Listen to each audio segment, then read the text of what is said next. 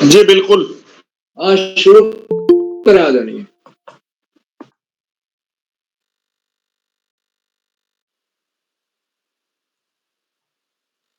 आप सभी को नमस्कार।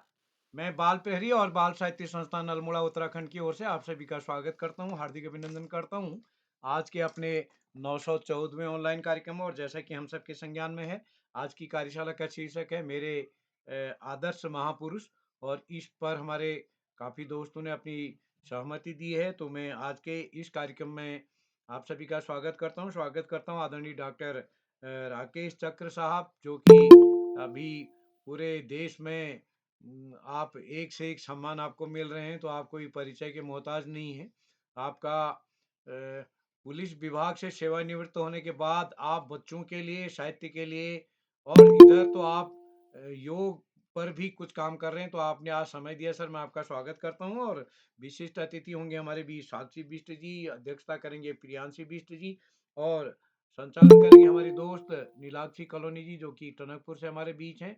तो इस कार्यक्रम में मैं सभी का स्वागत करता हूं आदरणीय श्री आकाश शास्त्री सर, उप निदेशक शिक्षा विभाग उत्तराखंड, आदरणीय श्री श्याम पलट पांडे जी, संरक्षक बाल प्रे अहमदाबाद गुजरात से, और आदरणीय डॉक्टर अशोक कुमार नेगी जी, और इस पटल पर हमारे साथ जुड़े हुए आदरणीय नरेंद्र पाल सर, और जितने भी इस कार्यक्रम में हमारे साथ इस पटल पर जुड़े हैं, मैं सभी का स्वागत करता हूं, हार्दिक अभिनंदन करता हूं। आप सबका स्नेह इस पटल को लगातार मिलते रहेगा। तो मैं ये आमंत्रित करता हूं अपनी दोस्त नीलाक्षी जी को आज के कार्यक्रम के संचालन के लिए। नीलाक्षी, आप तक मेरी आवाज आ रही है? जी सर। स्वागत है दोस्त। आप सभी को मेरा सादर प्रणाम। मेरा नाम नीलाक्षी कॉलोनी है। मैं कक्षा 7 की छात्रा हूँ। मेरे विद्यालय का नाम जैन पब्लिक स्कूल टनकपुर, जिला चंपावत है। तो जैसे कि आप सभी जानते हैं, आज मेरे आदर्श महापुरुष पर कार्यशाला होनी है। तो आज की कार्यशाला में मैं अपने सभी गुरुजनों, सभी प्रतिभागियों, विशिष्ट अतिथि, अध्यक्ष एवं आदि आप सभी का स्वागत करती हूँ। कार्यक्रम के मुख्य अतिथि डॉक्टर राकेश चक्र सर, साहित्यकार, मुरादाबाद, उत्तर प्रदेश है। सर, आपको मेरा सादर प्रणाम। कार्यक्रम की विशिष्ट अतिथि मेरी बड़ी दीदी साक्षी बिष्ट, कक्षा 9, एडबस गर्ल इंटर कॉलेज अल्मोड़ा से। दीदी, आपको भी मेरा सादर प्रणाम। एवं कार्यक्रम की अध्यक्षता करती हुई मेरी बड़ी दीदी प्रियांशी बिष्ट, कक्षा 8, राजकीय इंटर कॉलेज लोहार चौड़ा, बागेश्वर से। तो जैसे कि आप सभी जानते हैं, आज बाल प्रहरी का 914वां ऑनलाइन कार्यक्रम है। एवं मैं सबसे पहले हमारे सभी के परम प्रिय मित्र आदरणीय उदय किरोला सर का बहुत बहुत आभार व्यक्त करती हूँ कि उन्होंने आज मुझे 31वीं बार संचालन करने का अवसर प्रदान किया। सर, आपका बहुत बहुत आभार कि आज आपने मुझे 31वीं बार संचालन करने का अवसर प्रदान किया। एवं हम सभी के साथ रोज जुड़ने वाले आदरणीय आकाश सारस्वत सर, उप निदेशक शिक्षा विभाग उत्तराखंड से। सर, आप हम सभी बच्चों का मार्गदर्शन करते हैं, बहुत सारी बातें बताते हैं, जिससे हम बच्चों को बहुत अच्छी अच्छी सीख मिलती है। सर, आपको मेरा सादर प्रणाम। एवं आदरणीय श्याम पलट पांडे सर, संरक्षक बाल प्रहरी अहमदाबाद गुजरात से। सर, आप बाल प्रहरी के संरक्षक हैं, और आप भी हम बच्चों को इतनी सारी चीजें बताते हैं, बहुत सारी बातें हम बच्चों को बताते हैं जो हम सभी के लिए बहुत महत्वपूर्ण है। तो सर, आपको भी मेरा सादर प्रणाम। एवं चैट बॉक्स के माध्यम से हम सभी बच्चों का मनोबल बढ़ाने वाले आदरणीय डॉक्टर अशोक कुमार नेगी सर, संरक्षक बाल प्रहरी खंडवा मध्य प्रदेश से। सर, आप भी बाल प्रहरी के संरक्षक हैं, एवं आप चैट बॉक्स के माध्यम से बच्चों का मनोबल बढ़ाते हैं, बच्चों को शाबाशी देते हैं कि आपने इतना अच्छा अपनी प्रस्तुति दी, और फिर आप हमें हमारा मार्गदर्शन भी करते हैं। तो सर, आपको भी मेरा सादर प्रणाम। तो अब मैं आपको बताऊंगी कि मैं बाल प्रहरी से कैसे जुड़ी। मैं बाल प्रहरी से अपने सर आदरणीय सुरेश चंद्र बिष्ट सर जी के द्वारा जुड़ी। उन्होंने हम सभी बच्चों को बताया कि बाल प्रहरी एक ग्रुप है, उसमें बहुत सारी कार्यशालाएं होती हैं। क्या जो बच्चे जुड़ना चाहते हैं वो मुझे अपना नाम लिस्ट में लिख के दे दूं। तो मैंने भी सोचा कि बाल प्रहरी क्या है ग्रुप। तो फिर सर ने हमें इस ग्रुप में जोड़ा। तो हमने पहले देखा कि क्या है, किस तरह का इसमें क्या है, पहले तो मुझे समझ नहीं आया, फिर मेरे को धीरे-धीरे समझ आया कि क्या है, फिर क्या करना है। फिर मैंने अपनी पहली प्रस्तुति दी थी, वाद्य यंत्र के साथ हमें कोई भी गीत गाना था, तो मैंने उसमें अपनी पहली प्रस्तुति दी थी और मेरे को उस दिन बहुत अच्छा लगा। और जब से मैं बाल प्रहरी से जुड़ी हूँ, तब से मेरे को, जैसे हम एक स्टेज में खड़े होते हैं, तो मैं अपने स्कूल में भी एंकरिंग करती हूँ, तो मुझे बहुत अच्छा लगता है कि मैं बाल प्रहरी से जुड़ के अब मंच पे खड़े हो पाती हूँ, मुझे बिल्कुल भी डर नहीं लगता है। तो अब मैं आपको बताती हूँ कि मेरा संचालन करने का मन कब से करा। मेरा संचालन करने का मन करा पहले दिन से सबको देख के। पहले मैंने सोचा ये संचालन कर रहे हैं, मैं उनका संचालन देखती थी कैसा कर रहे हैं, तो मुझे बहुत अच्छा लगता था कि मेरा भी मन था कि किस दिन सर मुझे भी संचालन कराएँ। और एक दिन फिर सर का कॉल आया और मैंने अपना पहला संचालन करा देशभक्ति गीत गायन कार्यशाला में। सर का मैं पुनः बहुत आभार व्यक्त करती हूँ। तो अब मैं हमारे कार्यक्रम के विशिष्ट अतिथि मेरी बड़ी दीदी साक्षी विशिष्ट कक्षा 9 से adverse girl inter college Almora से। दीदी क्या आप उपस्थित हैं? जी बहन, मैं उपस्थित हूँ। क्या आप तक मेरी आवाज आ रही है? जी दीदी, आपकी आवाज आ रही है, आपका स्वागत है। जी, आपका बहुत बहुत आभार। सर्वप्रथम ज्ञानदायिनी माँ सरस्वती के चरणों में मेरा कोटि कोटि प्रणाम। मेरा नाम साक्षी विष्ट है, मैं कक्षा 9वीं की छात्रा हूँ। मेरे विद्यालय का नाम Adams girls inter college Almora है। तो जैसा कि हम सभी जानते हैं कि आज यह कार्यशाला है मेरे आदर्श महापुरुष पर। तो इस कार्यशाला के मुख्य अतिथि हैं डॉक्टर राकेश चक्र सर, साहित्यकार, जो कि साहित्यकार हैं, मुरादाबाद उत्तर प्रदेश से। सर, आपको मेरा प्रणाम एवं आपका स्वागत है। और आज की अध्यक्षता कर रही प्रियांशी बिष्ट कक्षा 8 लाहौर चौरा बागेश्वर से। बहन, आपका भी स्वागत है। और अपनी बातों से हमारा मनोबल बढ़ाने वाले आदरणीय श्री आकाश आरसा सर, उप निदेशक शिक्षा विभाग उत्तराखंड से। सर, आपको भी मेरा प्रणाम एवं आपका स्वागत है।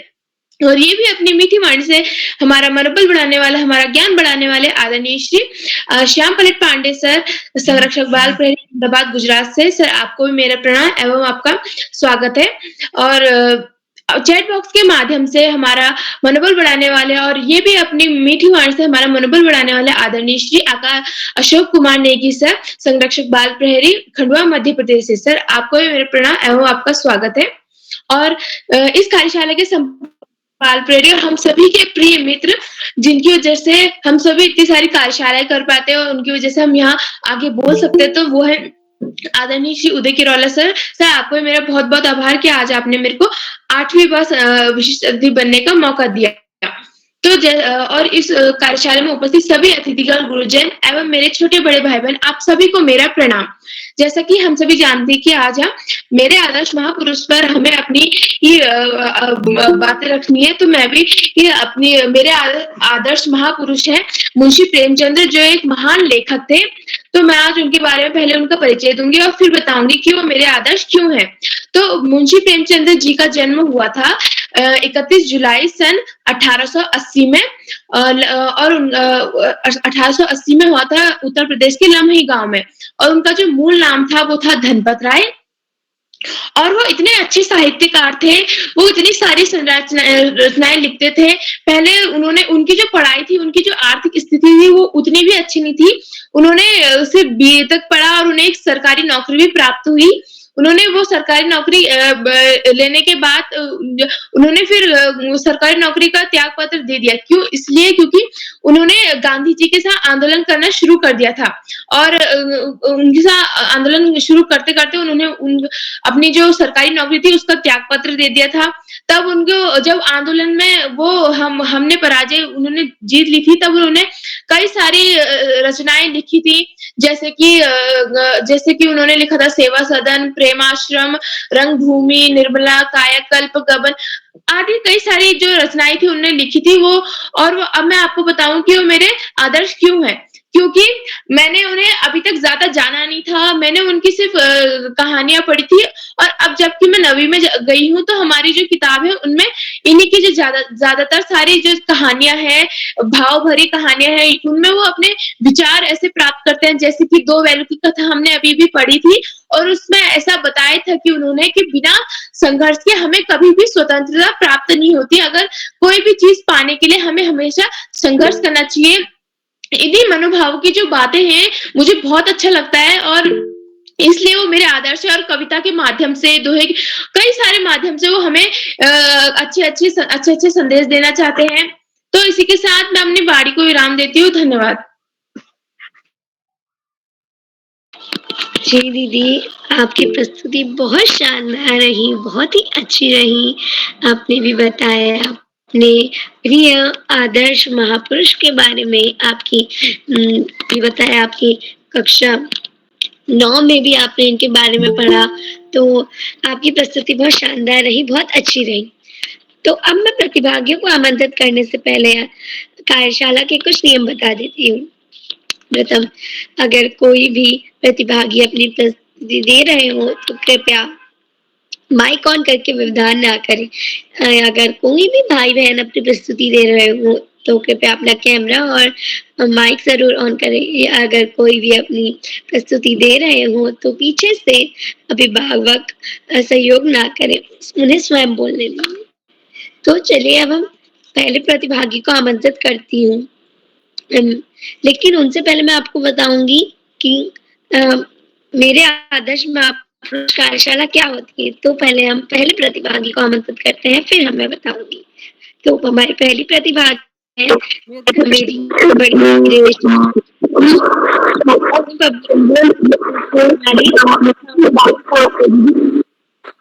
जी, मैं उपस्थित हूँ। स्वागत है। जी, धन्यवाद। सर्वप्रथम यहाँ उपस्थित सभी गुरुजनों, अभिभावकों और मेरे छोटे-बड़े दोस्तों को मेरा प्रणाम। मैं रेशमी कक्षा 10 की छात्रा Amrita Devi memorial public school Gudamalani, Rajasthan, Barmer. जैसा कि आप सभी को विदित होगा कि आज मेरे आदर्श महापुरुष कार्यशाला है, जिसमें मेरे आदर्श महापुरुष के रूप में हमारे ही गांव की एक नारी शक्ति की स्वरूपा नारी शक्ति पुरस्कार 2018 द्वारा सम्मानित रूमा देवी जी हैं।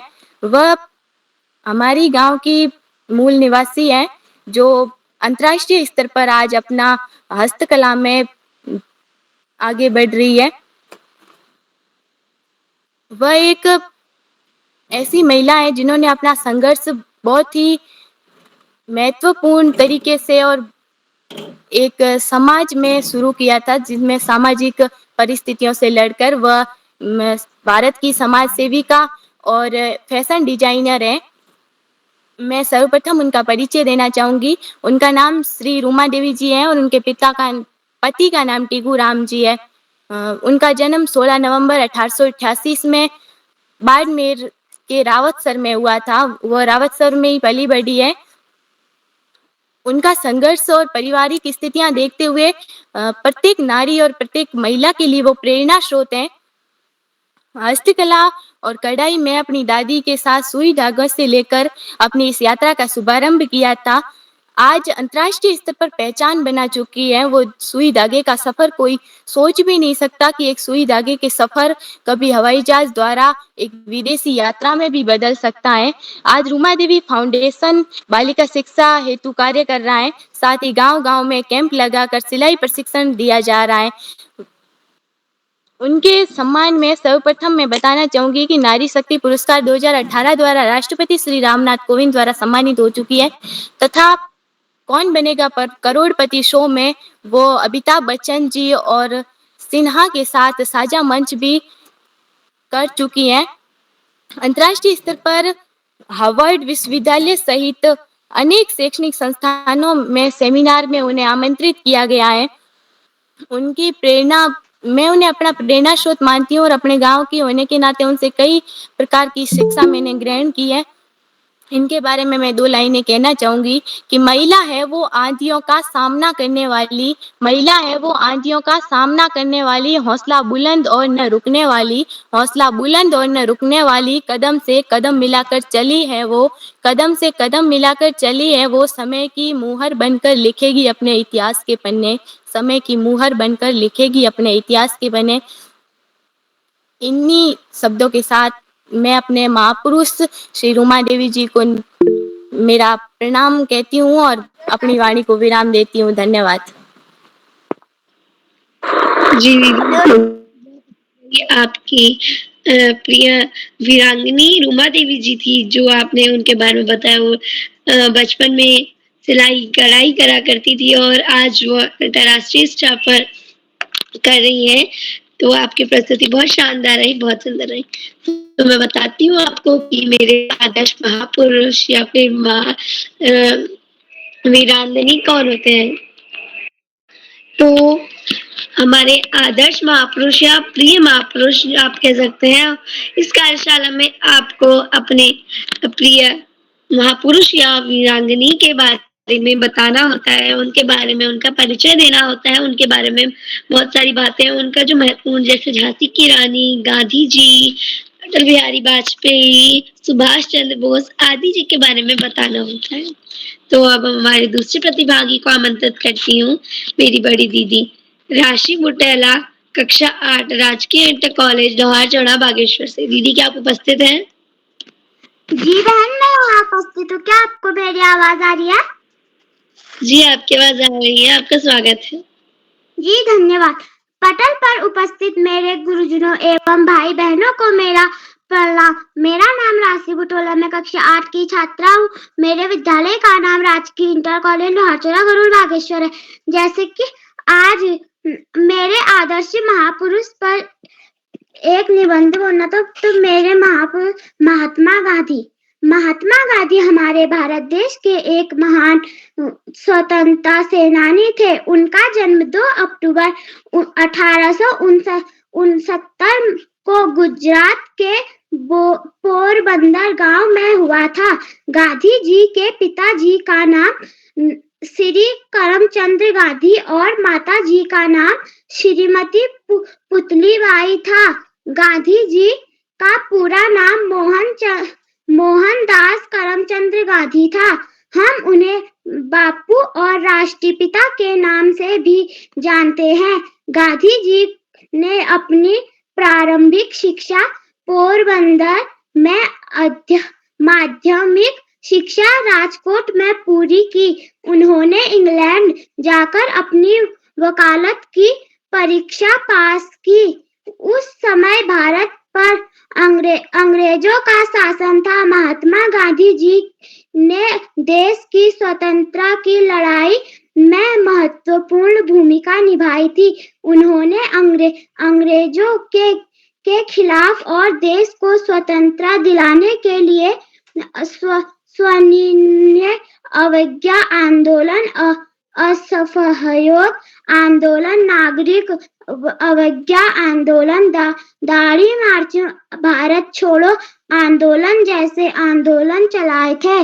आखिर महात्मा गांधी जी के नेतृत्व और कई कोशिशों के कारण देश को आजादी मिली। देश की आजादी के लिए गांधी जी ने सत्य और अहिंसा का मार्ग अपनाया। महात्मा गांधी जी के पूर्व भी शांति और अहिंसा के बारे में लोग जानते थे। जी धन्यवाद। शुभ रात्रि।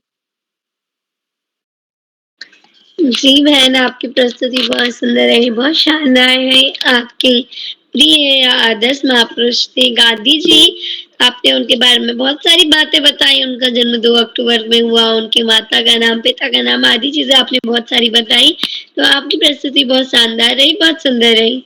तो मैं आमंत्रित करती हूँ हमारे कार्यक्रम के तीसरी प्रतिभागी, मेरी बड़ी दीदी पल्लवी बिष्ट, कक्षा 8, army public school Ranikhet Almora से। दीदी क्या आप उपस्थित हैं? हाँ बहन, मैं उपस्थित हूँ। आप सभी को मेरा नमस्कार। मैं पल्लवी बिष्ट, कक्षा 7 ब की छात्रा हूँ। मेरे स्कूल का नाम आर्मी पब्लिक स्कूल रानीखेत है। मैं आज आपके सामने अपने आदर्श पुरुष पंडित नैन सिंह रावत के बारे में कुछ बताना चाहती हूँ। हिमालय की छाया में एक छोटा सा गांव बसा है। इस गांव का नाम है मीलम। सन 1830 में इस गांव में रावत परिवार में एक बच्चे का जन्म हुआ। बच्चे का नाम रखा गया नैन सिंह। परिवार साधारण था, इसलिए नैन सिंह की परवरिश साधारण ढंग से हुई। शिक्षा दीक्षा उनकी कुछ नहीं हो पाई। बड़े होने पे वे गांव की पाठशाला में अध्यापक हो गए। गांव वाले उन्हें पंडित जी कहने लगे। नैन सिंह बचपन से ही बड़े प्रतिभाशाली थे। उन्हें घूमने का शौक था। एक बार अंग्रेजों ने गुप्त रूप से तिब्बत और रूस की दक्षिणी भाग का सर्वेक्षण करने की योजना बनाई। किसी ने इस काम के लिए नैन सिंह रावत का नाम सुझाया। बस अंग्रेजों ने उन्हें ही यह नाप जोख का काम सौंप दिया।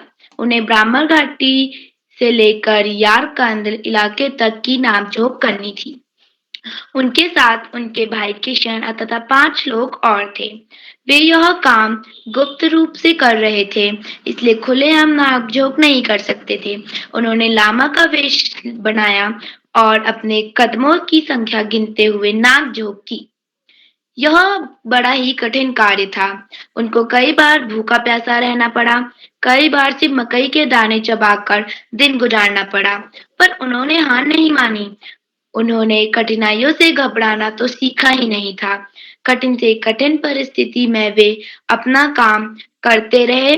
नामजोख के साथ साथ वे वहां के लोगों के रहन सहन, रीति रिवाज, आर्थिक स्थिति की भी जानकारी लेते रहे। इन सब जानकारियों को वे अपनी डायरी में नोट करते रहते थे। उन्होंने हर स्थान में आकांक्षा, देशांतर तथा ऊंचाई की भी पता लगाया। पंडित जी की लिखी 3 पुस्तकें मिलती है, ठोक ज्यालोक की यात्रा, यारकंद यात्रा और अंकांश दर्पण। उन्होंने अपनी जीवनी भी लिखी, पर वह कहीं खो गई। पंडित नैन सिंह रावत को हिंदी का एक आरंभिक वैज्ञानिक लेखक माना जा सकता है। वे पहले व्यक्ति थे जिन्होंने तिब्बत की राजधानी लहासा का भौगोलिक वर्णन किया। हिमालय और मध्य एशिया का भौगोलिक, सामाजिक और आर्थिक सर्वेक्षण करने वाले भी वे पहले व्यक्ति थे। सन 1890 में उनका देहांत हो गया। धन्यवाद और आप सभी को शुभ रात्रि। जी, बहन आपकी प्रस्तुति बहुत सुंदर रही, बहुत शानदार रही। आपके प्रिय महापुरुष थे पंडित नैन सिंह रावत। तो आपकी प्रस्तुति बहुत शानदार रही। आपने उनके बारे में बहुत सारी चीजें बताई। तो अब मैं बड़े आदर के साथ आमंत्रित करती हूँ हमारे आदरणीय आकाश चौधरी सर, उप निदेशक शिक्षा विभाग उत्तराखंड से। सर, मैं आपको इन 2 पंक्तियों के साथ आमंत्रित करती हूँ। आपसे ही सीखा और जाना, आपसे ही सीखा और जाना, आपको ही अपना गुरु माना, आपको ही अपना हमने सीखा सब है आपसे, हमने कलम का मतलब भी आपसे जाना, कलम का मतलब भी आपसे जाना। आदरणीय आकाश चौधरी सर। धन्यवाद, बहुत बहुत धन्यवाद प्रिय नीलाक्षी। सबसे पहले बेहतरीन संचालन की प्रिय नीलाक्षी को बहुत बहुत बधाई। बाल प्रहरी के इस 1000वें पड़ाव की तरफ बढ़ती हुई कार्यशाला मेरे महापुरुष में कार्यशाला के मुख्य अतिथि के रूप में वरिष्ठ साहित्यकार श्री राकेश चक्र जी, विशिष्ट अतिथि के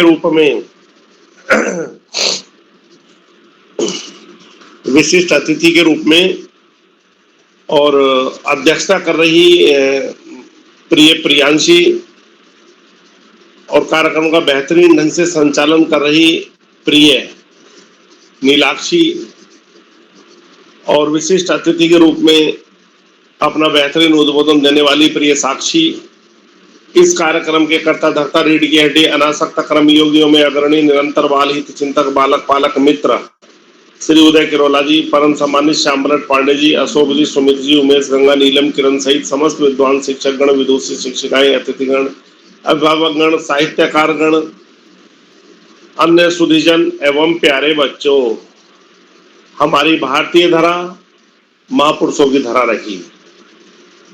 जिस प्रकार हमारा प्रदेश उत्तराखंड देवभूमि के रूप में जाना जाता है, उसी प्रकार हमारा देश भारत पूरे विश्व में ज्ञान भूमि के रूप में चर्चित रहा है। इसका बहुत बड़ा कारण, जब विश्व के अनेक देशों में इक्का दुक्का महापुरुष हुए हैं, हमारे देश भारत में महापुरुषों की लंबी श्रृंखला रही है।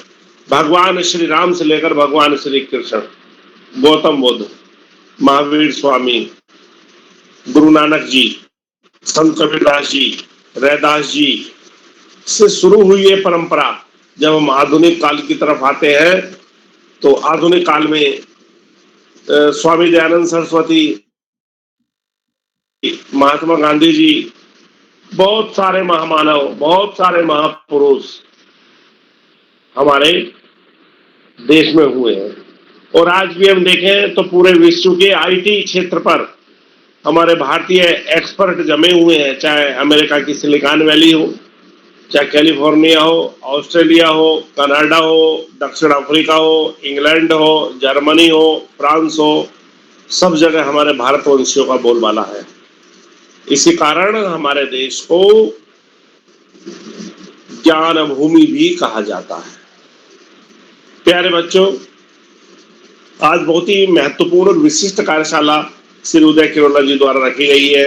मेरे महापुरुष, मात्र उनका जीवन परिचय याद करने से, मात्र उनके कार्यों को याद करने से कुछ भी नहीं होने वाला। हम उनके कार्यों को, उनके विचारों को जब तक अपने आचरण में नहीं ढालेंगे, जब तक हम उन पर काम नहीं करेंगे, तब तक कोई फायदा नहीं है। यदि हम किसी महापुरुष का एक विचार भी पकड़ लेते हैं और इसे एक विचार पर पूरा जीवन लगा देते हैं तो निश्चित रूप से न केवल हमारे देश की दशा और दिशा में बेहतरीन सकारात्मक परिवर्तन होंगे।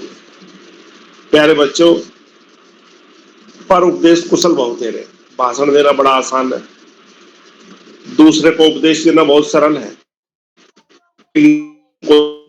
बात या कोई तथ्य या कोई मूल्य या कोई विचार अपने जीवन में अपनाते हैं तो निश्चित रूप से वो सर्वाधिक महत्वपूर्ण है।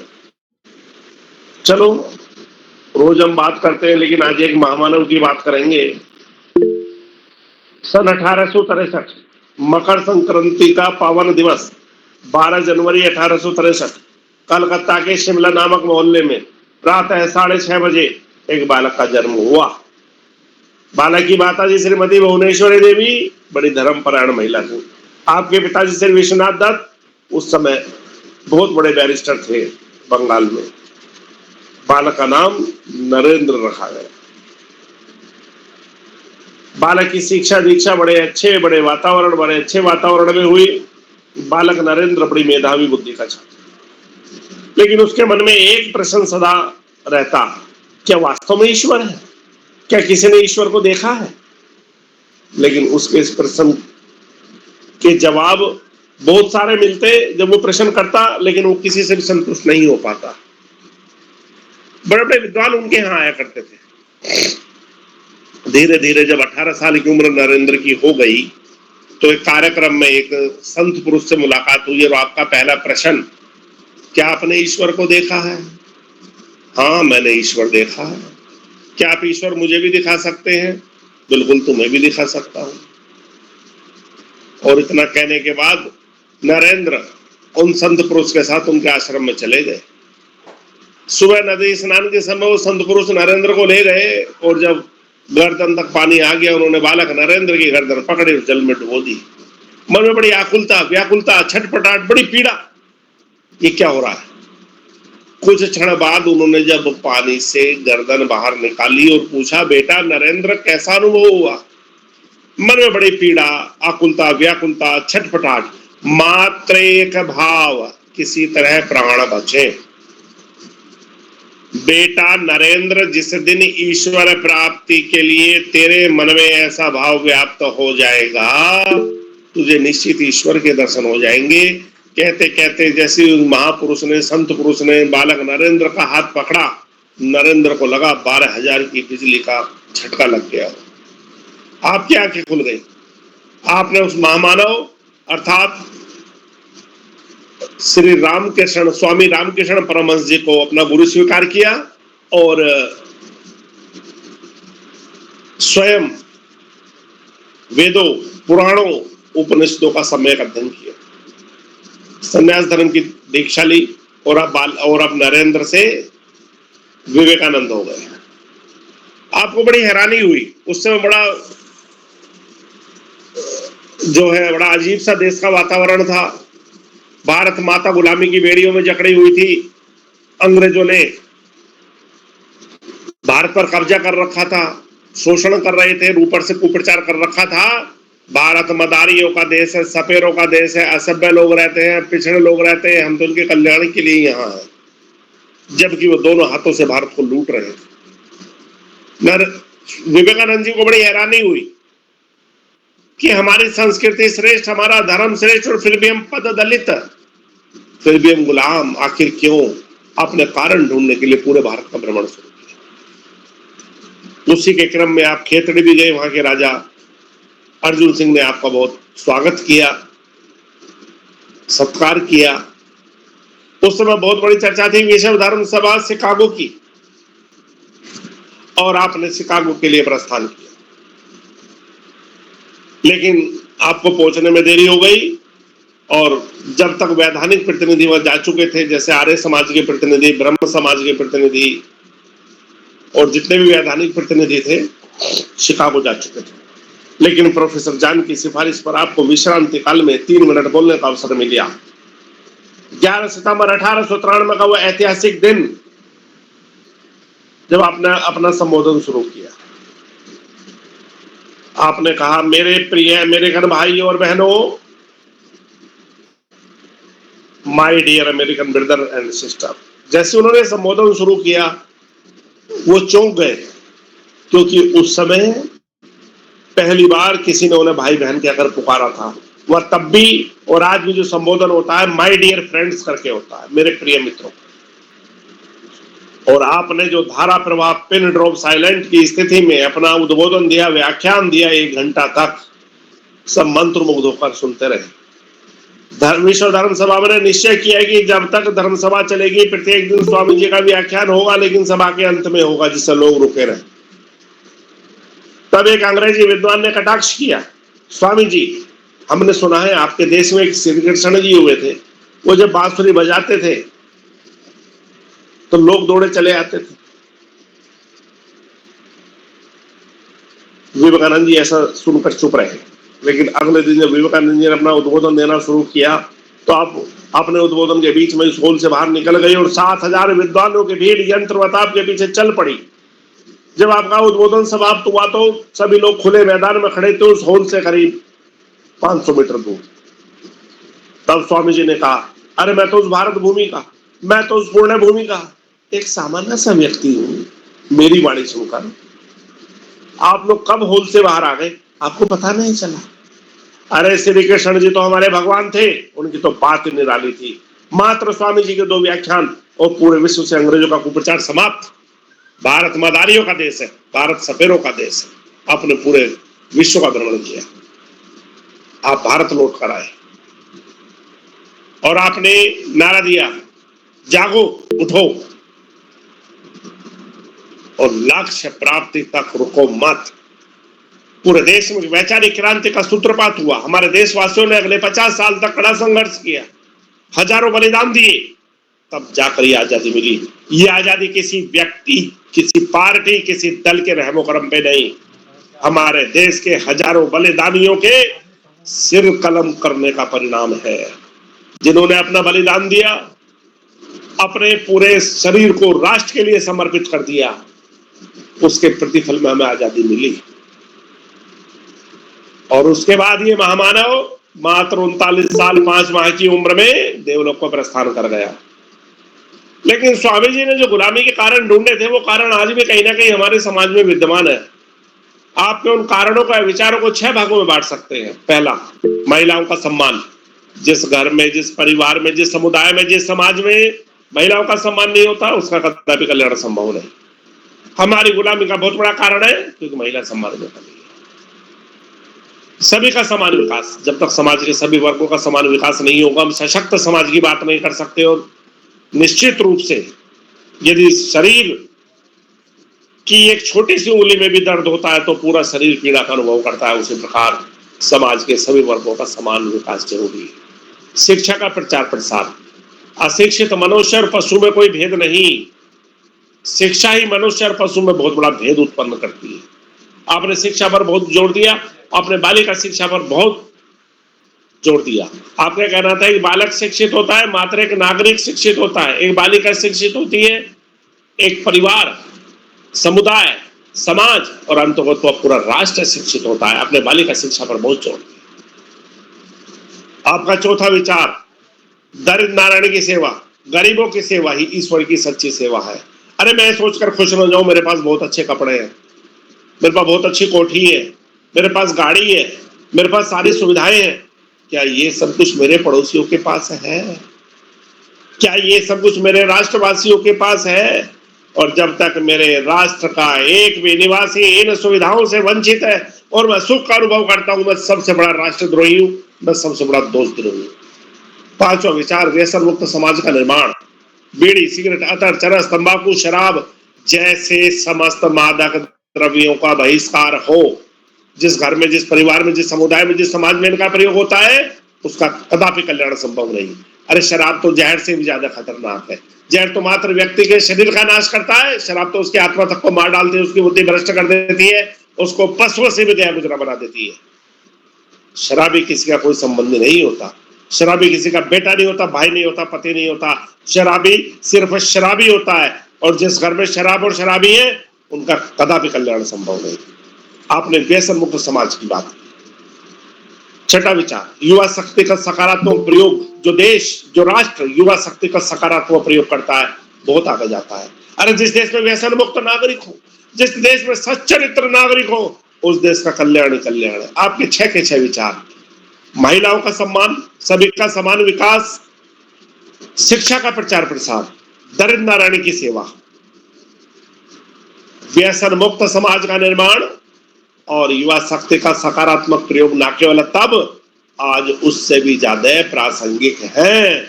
हमको संकल्प लेना होगा कि ना केवल हम स्वामी जी के विचारों का प्रचार प्रसार करेंगे, अपितु उनको अपने जीवन में अपनाएंगे, जिससे कि हमारा राष्ट्र सशक्त हो सके, हमारा देश सशक्त हो सके और हमारा देश विश्व परिदृश्य में सर्वप्रथम आए। आज इस महत्वपूर्ण अवसर पर सभी का आभार प्रकट करते हुए, सभी अतिथियों का आभार प्रकट करते हुए, बच्चों को आशीष देते हुए और जयशंकर प्रसाद जी के 2 शब्दों के साथ मैं अपनी वाणी को विराम दूंगा। अमर्त्य वीर पुत्रो, दृढ़ प्रतिज्ञा सोच लो, प्रशस्त पुण्य पंथ है, बढ़े चलो, बढ़े चलो। धन्यवाद। जय हिंद, जय भारत।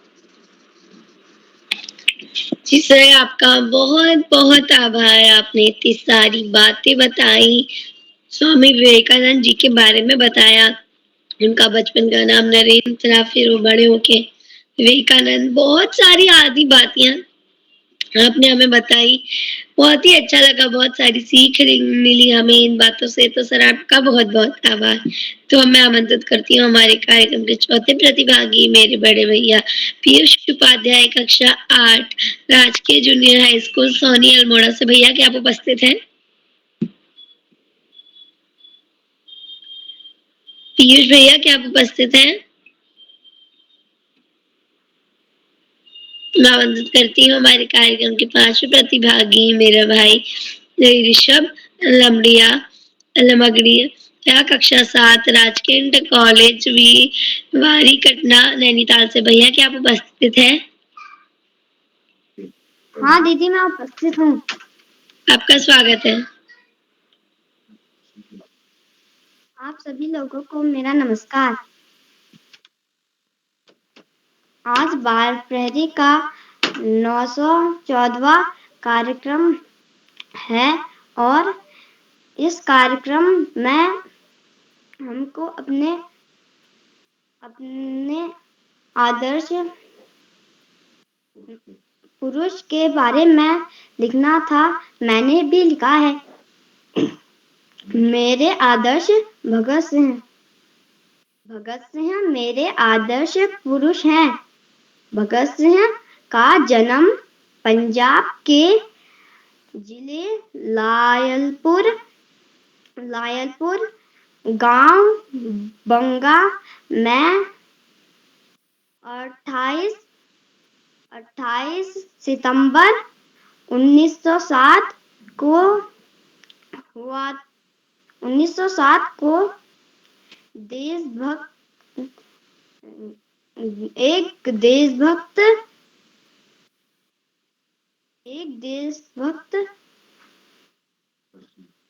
सिख परिवार में हुआ। इनके पिता का नाम सरदार किशन सिंह तथा माता का नाम विद्यावती कौर था। देश की आजादी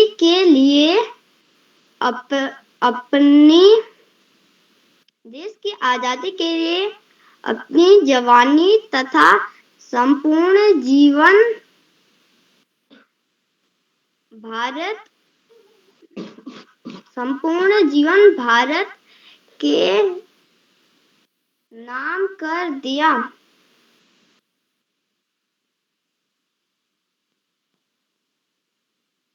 सदियों में ऐसा एक वीर प्रमुख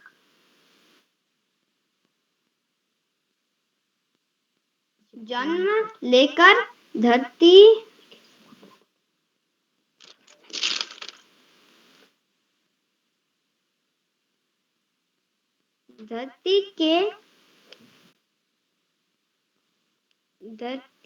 को कृतार्थ करता है।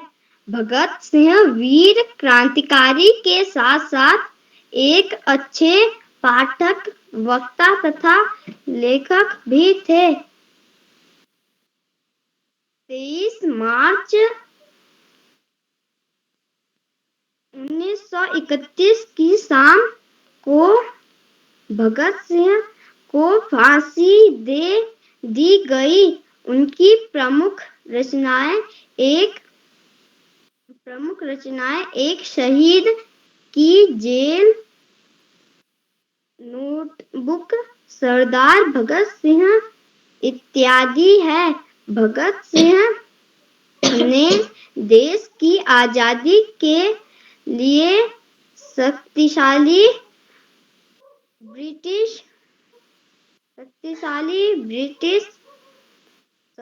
सरकार का मुकाबला किया। भगत सिंह का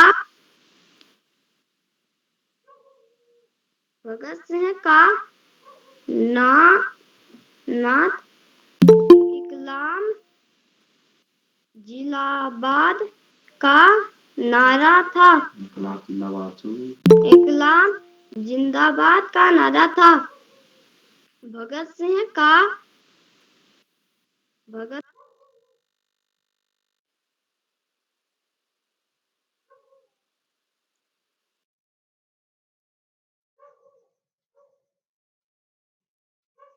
आपकी प्रस्तुति बहुत अच्छी रही, बहुत शानदार रही।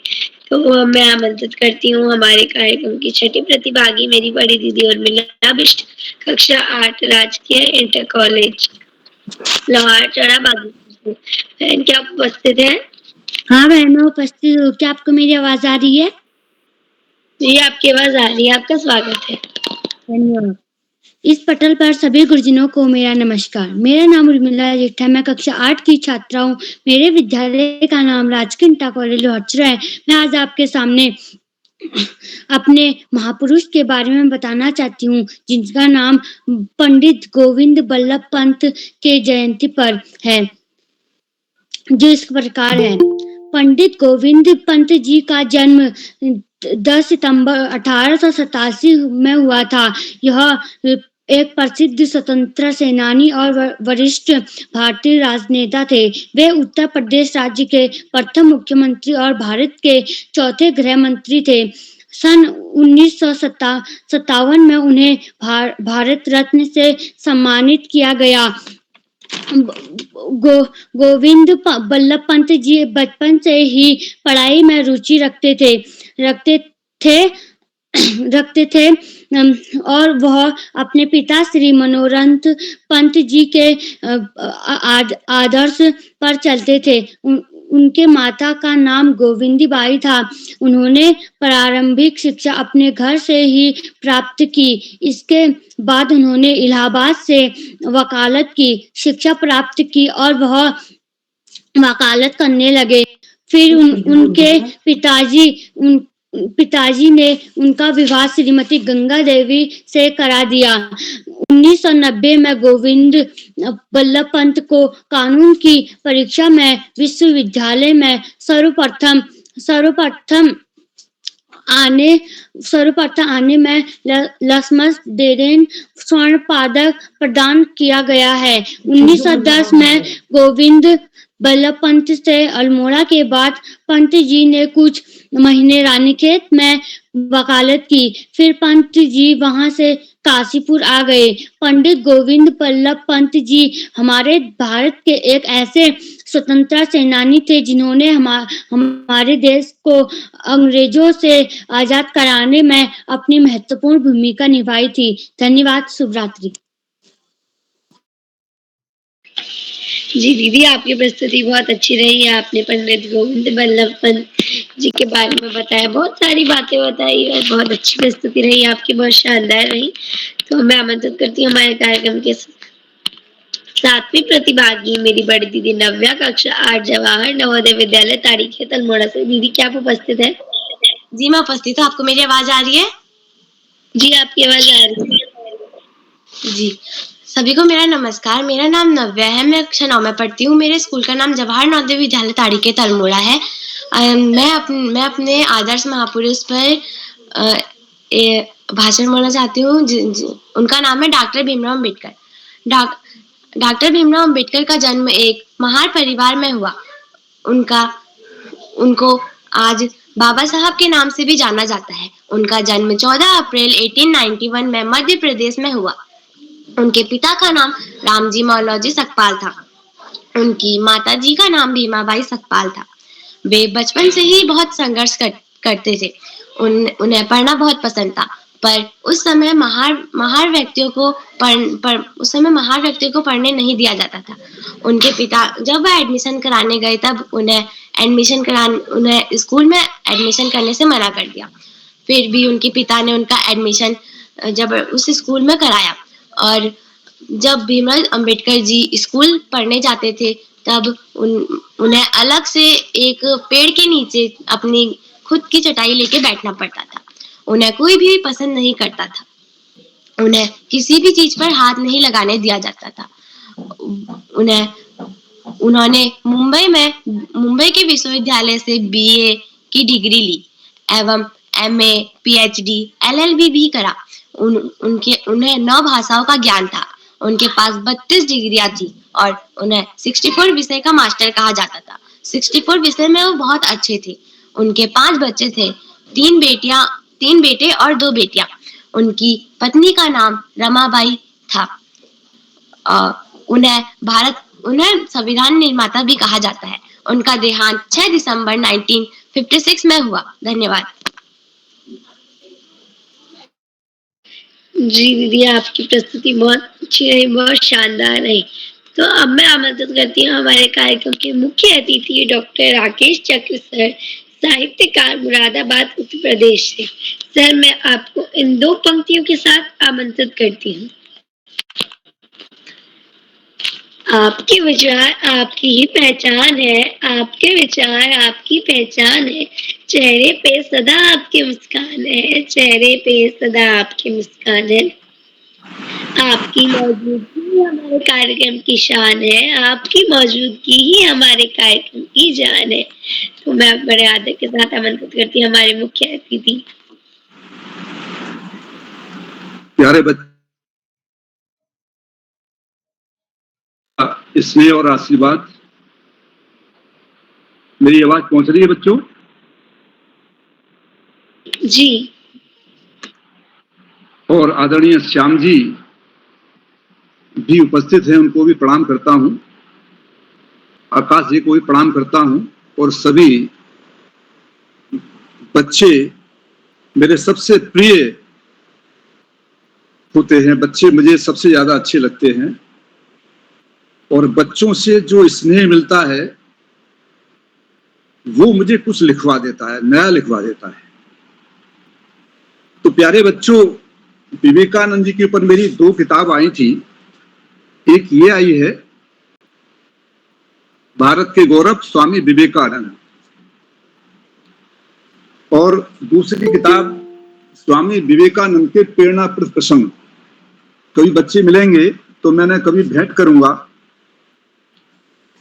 तो प्यारे बच्चों, ये महापुरुष जितने भी हुए हैं, यानी भगवान राम, हरिश्चंद्र से लेकर के भगवान राम कृष्ण, या वर्तमान में जो देश जो हमारा आजाद कराया, उसमें कितने महापुरुष ने कितनी कुर्बानियां दी, कितने लोगों ने अपने प्राणों को आहुति दी, वो सारे महापुरुष थे।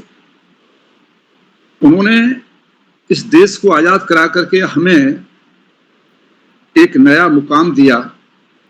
अब हमारी जिम्मेदारी है, महापुरुष को हम इसलिए पढ़ते हैं, महापुरुषों को, कि वे हमें मार्गदर्शन करते हैं। हमारे जो छोटी छोटी बातें हैं, आज हम जातिवाद में, क्षेत्रवाद में, भाषावाद में, सब में उलझे हुए हैं। तो हमें उलझना नहीं है, सबको प्रेम बांटना है। सारे महापुरुष कहते हैं कि प्रेम बांटो। ये संसार उलझने के लिए नहीं है। सहज रहो, सरल रहो, वही जीवन हमारा श्रेष्ठ है। और झूठ से दूर रह करके हम सत्य जितना भी बोल सकते हैं वो बोलें। सत्य हमारे जीवन का आधार होना चाहिए। किसी के प्राण बचाने के लिए तो हम झूठ बोलें तो अलग बात है कि वो, लेकिन सत्य को कभी छोड़ना नहीं चाहिए।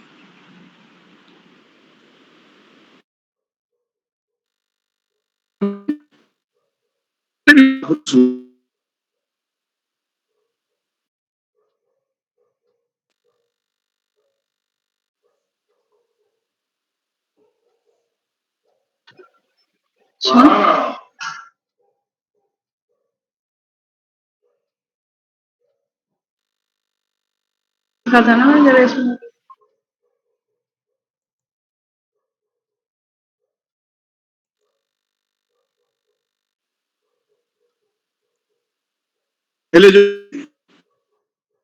इसके लिए कुछ आज के लिए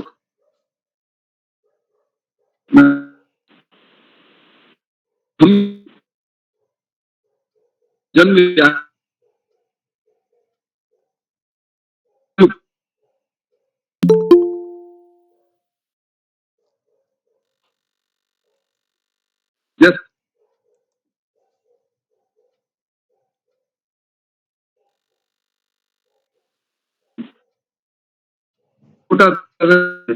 अपना लेते हैं तो हमारा जीवन काफी बढ़ जाता है, काफी हम उन्नति करते हैं, शिखर पे चढ़ते हैं हम। तो इस संसार में हमें कुछ अच्छा करना चाहिए, उपकार करना चाहिए। यही सारे महापुरुष हमें बताते आए हैं। और जितने भी महात्मा गांधी से लेकर के स्वामी दयानंद, जिन्होंने देश के लिए बहुत बड़ा काम किया, जिन्होंने इस देश को बचाया, इस देश को एक तरह से ईसाई राष्ट्र होने से बचाया, इस देश को कुरीतियों से बचाया, अंधविश्वास से बचाया। तो हमें अगर इस देश को आज भी, इसको आप चूंकि बच्चे सभी भविष्य है इस देश का, तो इनको भी, उन बच्चों को भी मैं ये कहूंगा कि वो इस देश को के लिए अच्छे से अच्छा काम करें, महापुरुषों से प्रेरणा लें, और उनके लिए जो भी यहाँ गरीब हैं, असहाय हैं, उनके लिए जो भी हम कर सकते हैं वो करें। एक स्वामी विवेकानंद का एक बहुत अच्छा दृष्टांत है कि एक बार कलकत्ता की सड़कों पर एक घोड़ा गाड़ी दौड़ी जा रही थी। और वो उसका जो चालक था वो गिर गया और घोड़ा गाड़ी भागा जा रही थी। एक महिला उस पर बैठी हुई थी। तो स्वामी विवेकानंद उस समय उनको नरेंद्र कहते थे। तो नरेंद्र जो है छोटे थे, किशोर थे। तो उन्होंने देखा कि गाड़ी भागी जा रही है और कोई उसको पकड़ नहीं पा रहा है। तो उन्होंने उसको दौड़ करके बड़ी हिम्मत और साहस से उसकी लगाम पकड़ी और घोड़े को काबू में किया और महिला की जान बच गई। तो बहुत सारे काम महापुरुषों ने, जैसे कोई बच्चा, आज भी बहुत से बच्चे ऐसे हैं कि जो डूबते हुए बच्चों को भी निकाल लेते हैं, वो राष्ट्रपति पुरस्कार से पुरस्कृत होते हैं। बहुत सारे अच्छे काम जो हम करेंगे तो हमें राष्ट्रपति पुरस्कार से पुरस्कृत होकर के अच्छा लगेगा। हम पढ़ाई में अच्छे बने। महापुरुष ये कहते हैं कि ज्ञानवान बनना चाहिए हमें, यानी हमें पढ़ना चाहिए, अच्छे से अच्छा पढ़ना चाहिए। टीवी और मोबाइल का प्रयोग करें लेकिन दुरुपयोग ना करें, कम से कम प्रयोग करें। तो एक बच्ची का सीबीएसई का मैं रिजल्ट देख रहा था, अध्याय नाम है उसका, आज मैं पढ़ रहा था कि सीबीएसई में उसने टॉप किया है।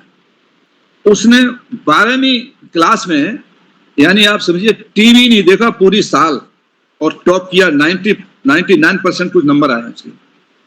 तो बच्चों से मैं यही कहूंगा कि वो हर चीज का दुरुपयोग, मतलब सदुपयोग करें, दुरुपयोग ना करें। एक स्वामी विवेकानंद जी के ऊपर मेरी कविता है, इसी मैंने पुस्तक में दी है।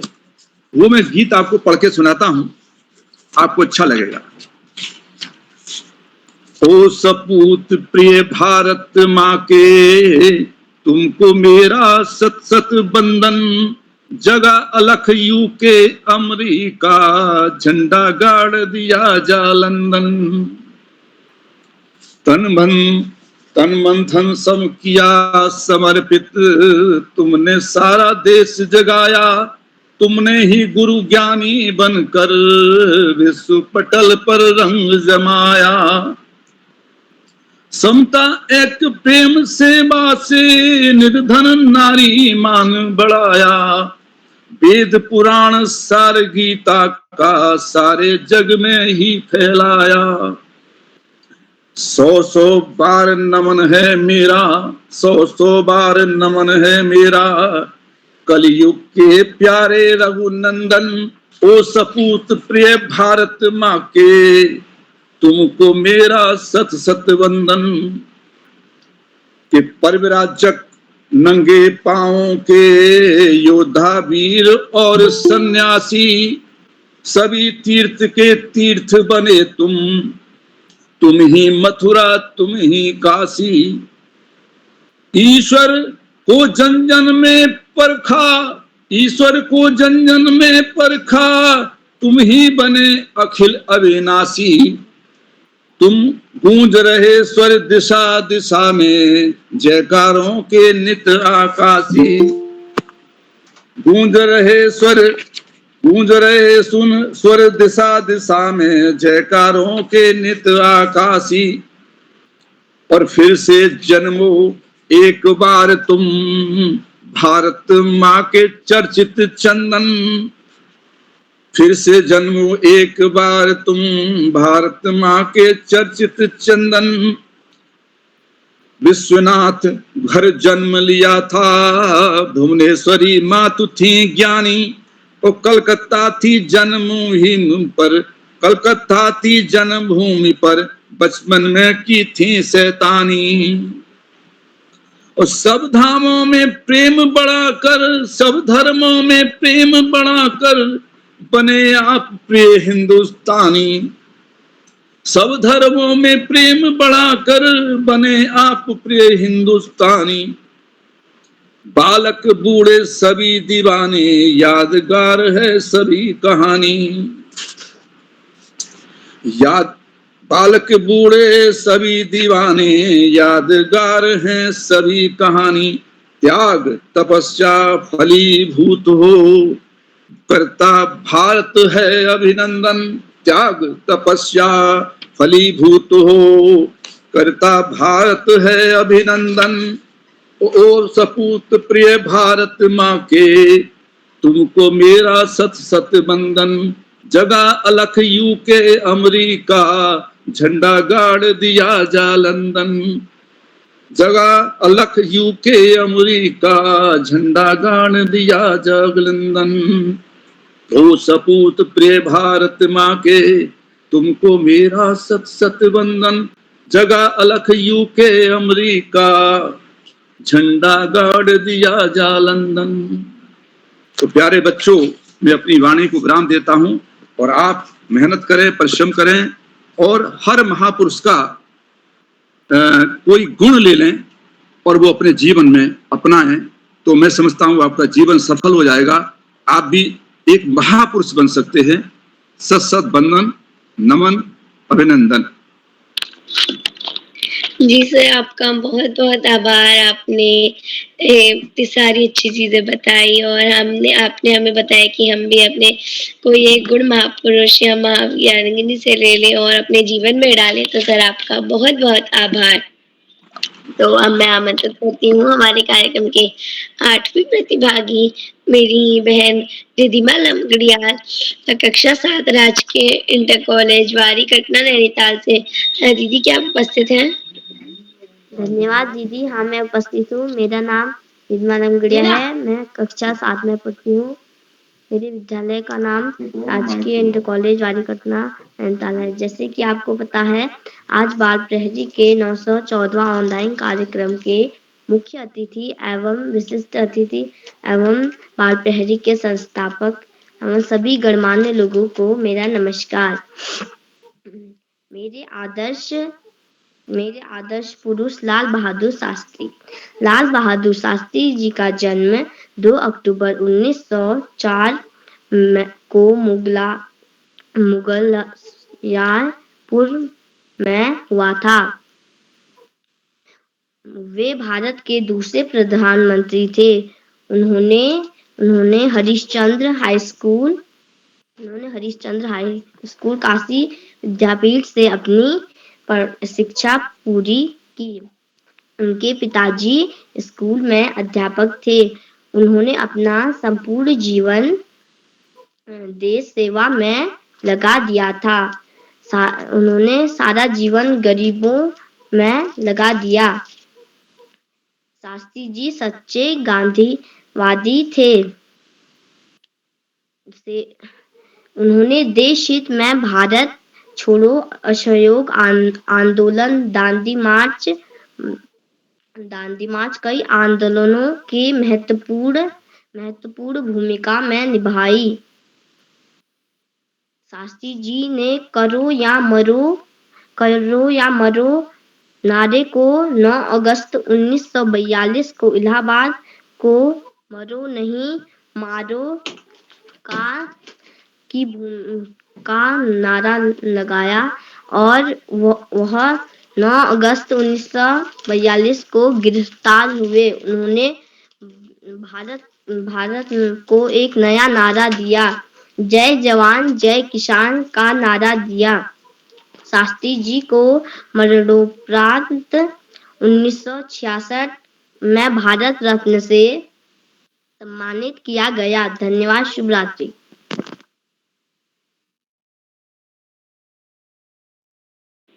जी मैम, आपकी प्रस्तुति बहुत सुंदर रही, बहुत शानदार रही। तो अब मैं आमंत्रित करती हूँ हमारे कार्यक्रम के नवे प्रतिभागी मेरे बड़े भैया अहम कुमार, कक्षा 9 केंद्रीय विद्यालय बड़वानी मध्य प्रदेश। भैया क्या आप उपस्थित हैं? जी बहन, मैं उपस्थित हूँ। जी भैया, आपका स्वागत है। सभी को मेरा प्रणाम। मेरा नाम अहम कुमार है। मैं कक्षा 9वीं का छात्र हूँ। मेरे विद्यालय का नाम केंद्रीय विद्यालय बड़वानी मध्य प्रदेश है। जैसे कि आज हम सभी को पता है कि आज मेरे महापुरुष कार्यशाला है, तो मैं उसी के अंतर्गत मेरे महापुरुष संत कबीर दास जी के बारे में कुछ आपको जानकारी देने जा रहा हूँ, जो कुछ इस प्रकार है। काशी में नीरू नामक एक जुलाहा रहता था। एक दिन वह लाल तारा तालाब पर गया। उसने देखा तालाब के किनारे एक छोटा सा बच्चा पड़ा रो रहा था। नीरू को कोई संतान नहीं थी। वह उस बच्चे को उठाकर घर ले आया। उसने अपनी पत्नी को दिखाया तो उसकी पत्नी बहुत खुश हुई और दोनों पति पत्नी ने उस बच्चे का नाम कबीर रखा। बचपन ही से कबीर का मन भक्ति में रमता था, पर वह जुलाहे थे, तो इस कारण कोई संत उन्हें शिक्षा नहीं देना चाहता था। एक दिन शाम को कबीर पंचगंगा घाट पर सीढ़ियों पर जाकर लेट गए। स्वामी रामानंद मुँह अंधेरे के वहां स्नान करने आते थे।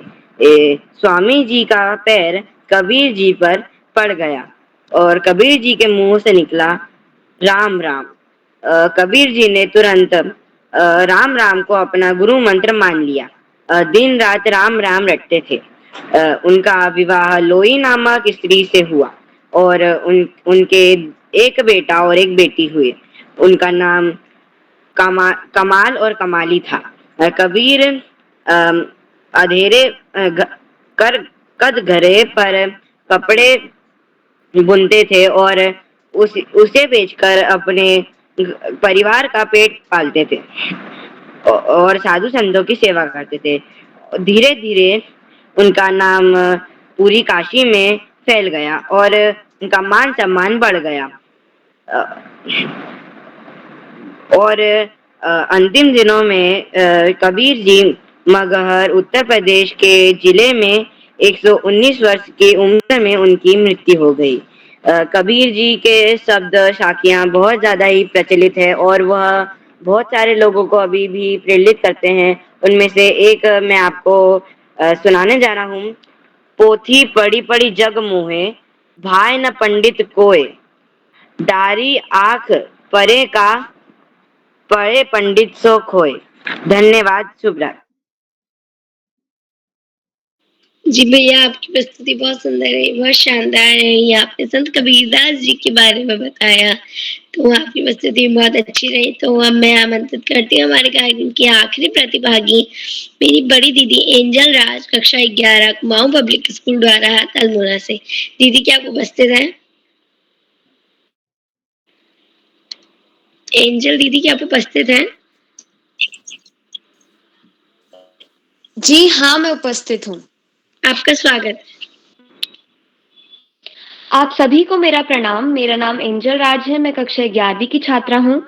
मेरे विद्यालय का नाम कुमाऊं पब्लिक स्कूल द्वारा हाट है। जैसा कि आज आप सभी को मालूम है कि आज आदर्श महापुरुष कार्यशाला है, तो इस कार्यशाला के शुभ अवसर पर मैं भी सावित्रीबाई फुले के बारे में अपना कार्यक्रम प्रस्तुत कर रही हूँ।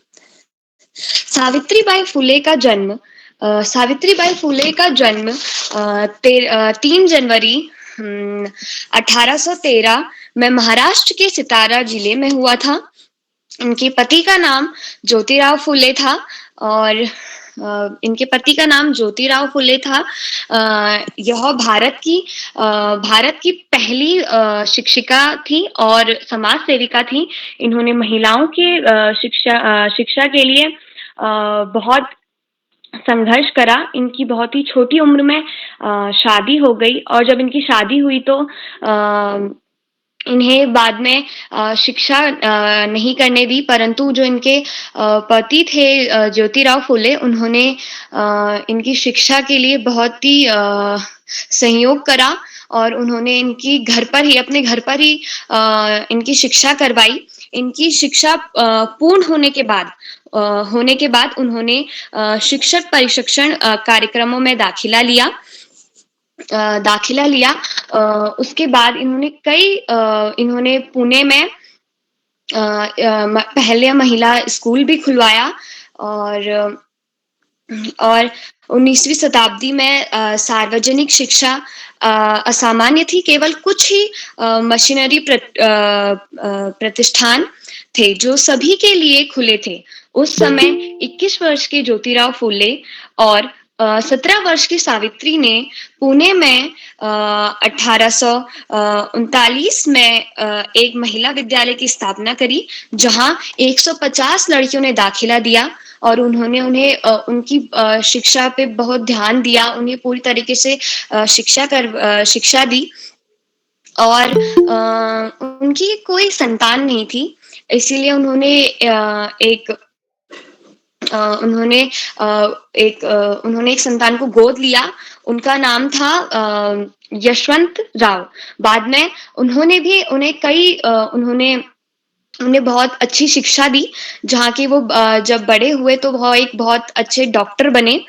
और जब 1897 में जब प्लेग्स की जो बीमारी थी, वो जो महामारी थी, वो पूरे भारत में फैलने लगी थी।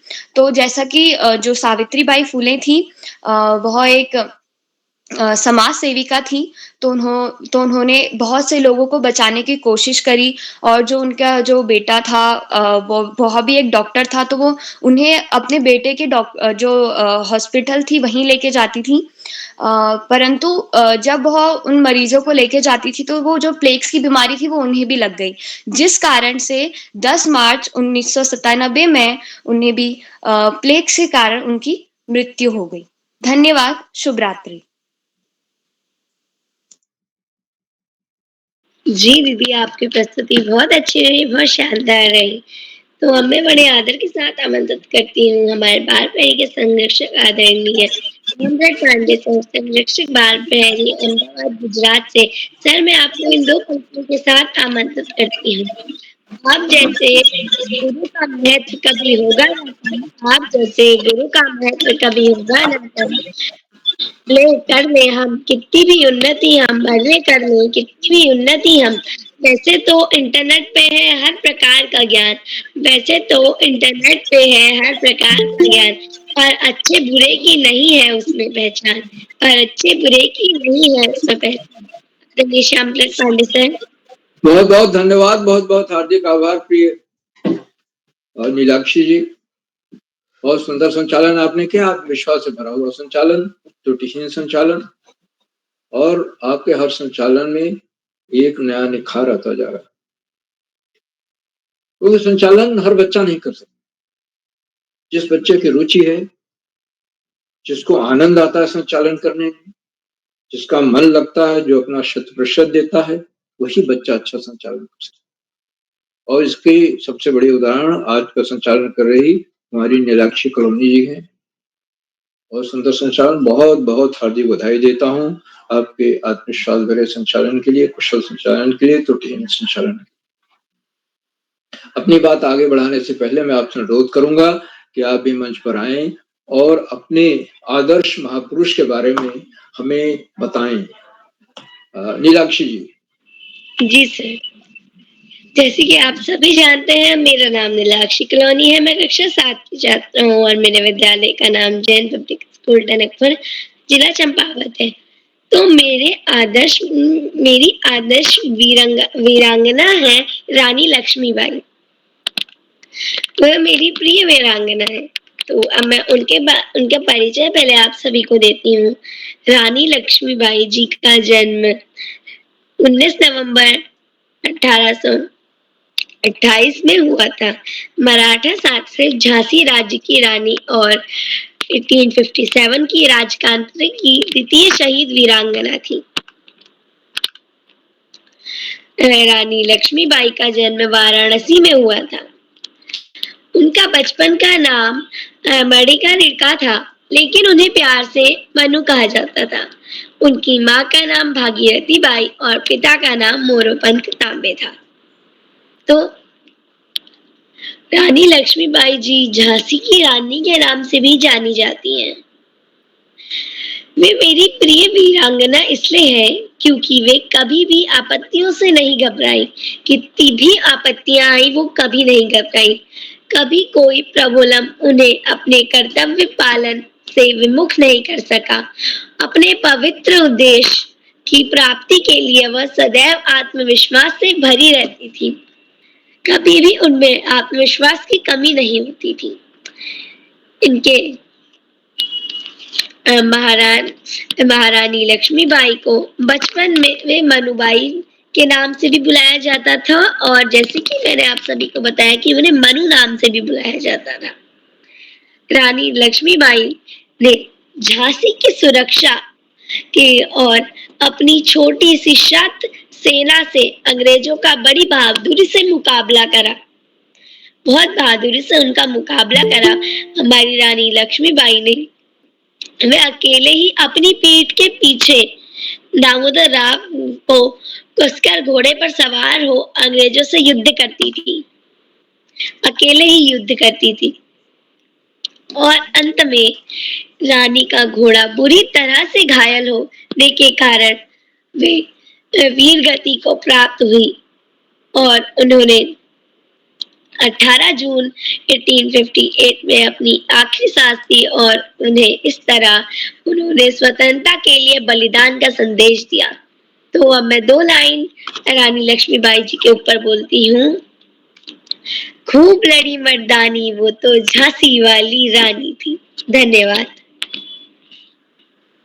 बहुत सुंदर प्रस्तुति। और रानी लक्ष्मीबाई ने 1857 में जो हमारे पहला स्वाधीनता संग्राम हुआ था उसका बढ़ चढ़ कर नेतृत्व किया था। उनके साथ बिठूर से नाना साहब पेशवा थे, तात्या टोपे थे और सबका नेतृत्व रानी ने किया। और उन दिनों भारत में 1848 के आसपास लॉर्ड डलहौजी एक लॉर्ड बन करके आए, ब्रिटेन के शासक। उन्होंने डॉक्ट्रिन ऑफ लाइफ निकाला कि जिसके कोई संतान नहीं है जिस राजा के, उसकी जो है उसकी मृत्यु के बाद उसका राज्य ब्रिटिश साम्राज्य में मिला लिया जाए। तो राजा, झांसी के राजा गंगाधर राव थे, उनके कोई संतान नहीं थी। उन्होंने एक पुत्र को दत्तक पुत्र ले रखा था, गोद ले रखा था, जिसको अंग्रेज मान्यता नहीं देते थे।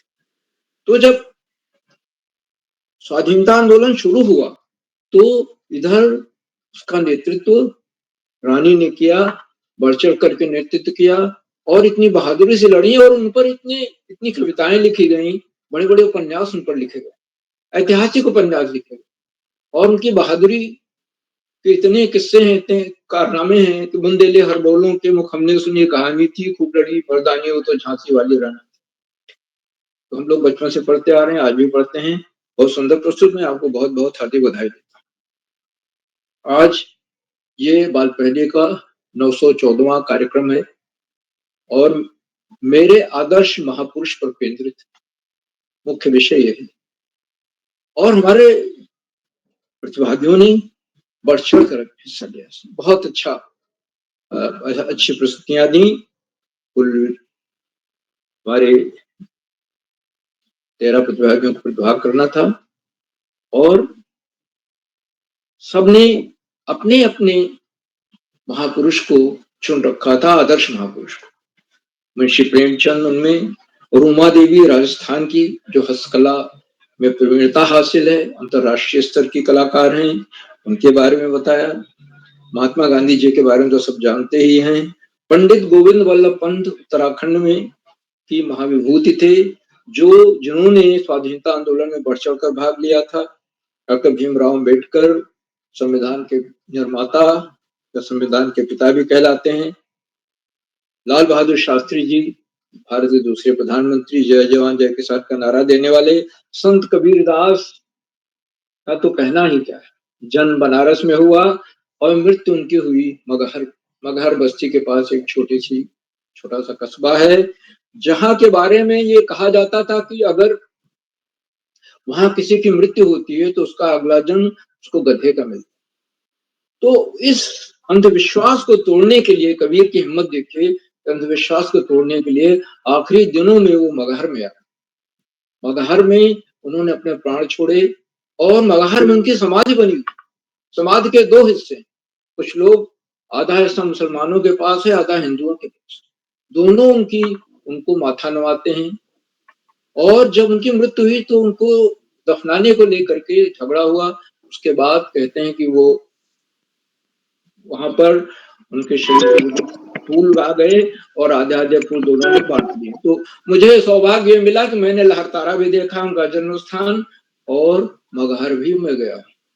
तो कबीरदास जी तो बड़े विद्रोही थे, क्रांतिकारी थे, युग प्रवर्तक थे। और बनारस में सिकंदर लोधी, उन दिनों लोधी वंश का शासन था दिल्ली में। सिकंदर लोदी जौनपुर गया हुआ था, बनारस में रुके और बनारस के संत पुरुषों को बुलाया गया। कबीरदास जी गए और कबीरदास ने ये बात कही कि भगवान हमारे अंदर है, बाहर है, चारों तरफ है, कण कण में व्याप्त है, सर्वशक्तिमान है। सिकंदर लोदी से शास्त्रार्थ हुआ, बहुत नाराज हुआ और उसने प्राणदंड भी देने के लिए ठान ली, लेकिन तब तक बीच बचा हुआ और कबीरदास जी को वहां से बचा लिया गया। तो बड़े निर्भीक थे, बड़े विद्रोही थे। कबीर का व्यक्तित्व तो हमें बहुत प्रभावित करता है। तो सारे प्रतिभागियों को मैं बहुत बहुत हार्दिक बधाई देता हूँ सुंदर प्रस्तुत के लिए। आज के हमारे कार्यक्रम की अध्यक्षता कुमारी प्रियांशी बिष्ट कर रही हूँ, कक्षा 8 की छात्रा बागेश्वर से। मैं उनका हार्दिक स्वागत और अभिनंदन करता हूँ। वो अपना अभी उनको आमंत्रित किया जाएगा, वो अपना अध्यक्षीय वक्तव्य देंगी और अपने आदर्श महापुरुष के बारे में भी हमें बताएंगी। आज के हमारे विशेष अतिथि कुमारी साक्षी बिष्ट हैं, कक्षा 9 की छात्रा अल्मोड़ा से हैं और साक्षी बिष्ट जी ने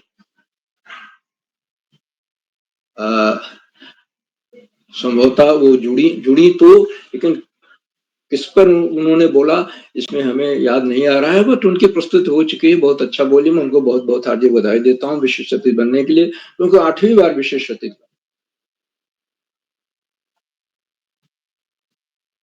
आज के कार्यक्रम के मुख्य अतिथि डॉक्टर राकेश चक्र जी हैं, जो हिंदी में बच्चों के बाल साहित्य के अंतर्राष्ट्रीय स्तर के साहित्यकार। अब योग के टीचर भी हैं, योगा भी सिखाते हैं, लिखते भी हैं, कविताएं लिखते हैं और हिंदी साहित्य की कोई ऐसी विधा नहीं है जिस पर आपने ना लिखा। आपने महापुरुषों पर की जीवन पर भी लिखा है। उनके अभी यहाँ तक मुझे याद है कुछ दिन पहले उनकी किताब छप कर आई। बहुत ही विद्वान है आदरणीय राकेश चक्र जी, और उनका जीवन बच्चों को से मिलते रहते हैं, उनको किताबें दान में देते रहते हैं, संबोधित करते हैं। और जो बाल साहित्य लिखा जा रहा है आदरणीय चक्र जी बाल साहित्य को बच्चों तक पहुंचा रहे हैं, बहुत बड़ा काम कर रहे हैं। मुरादाबाद में रहकर, मुरादाबादी नहीं आसपास भी जाकर के और विद्यालयों में बाल साहित्य का वितरण, बाल कविताएं सुनाते हैं, बाल कहानियां सुनाते हैं। आदरणीय चक्र जी ने अपने बहुमूल्य समय में हमें समय दिया, अपना प्रेरणादायी उद्बोधन दिया और उन्होंने स्वामी विवेकानंद पर बहुत सुंदर रचना सुनाई, स्वरचित, खुद लिखी हुई, सस्वर पाठ स्वर के साथ, हाव भाव के साथ गाकर सुनाया, मैं जिससे कि हम लोग मंत्रमुग्ध हो गए। उन्होंने बच्चों को संदेश दिया कि भाई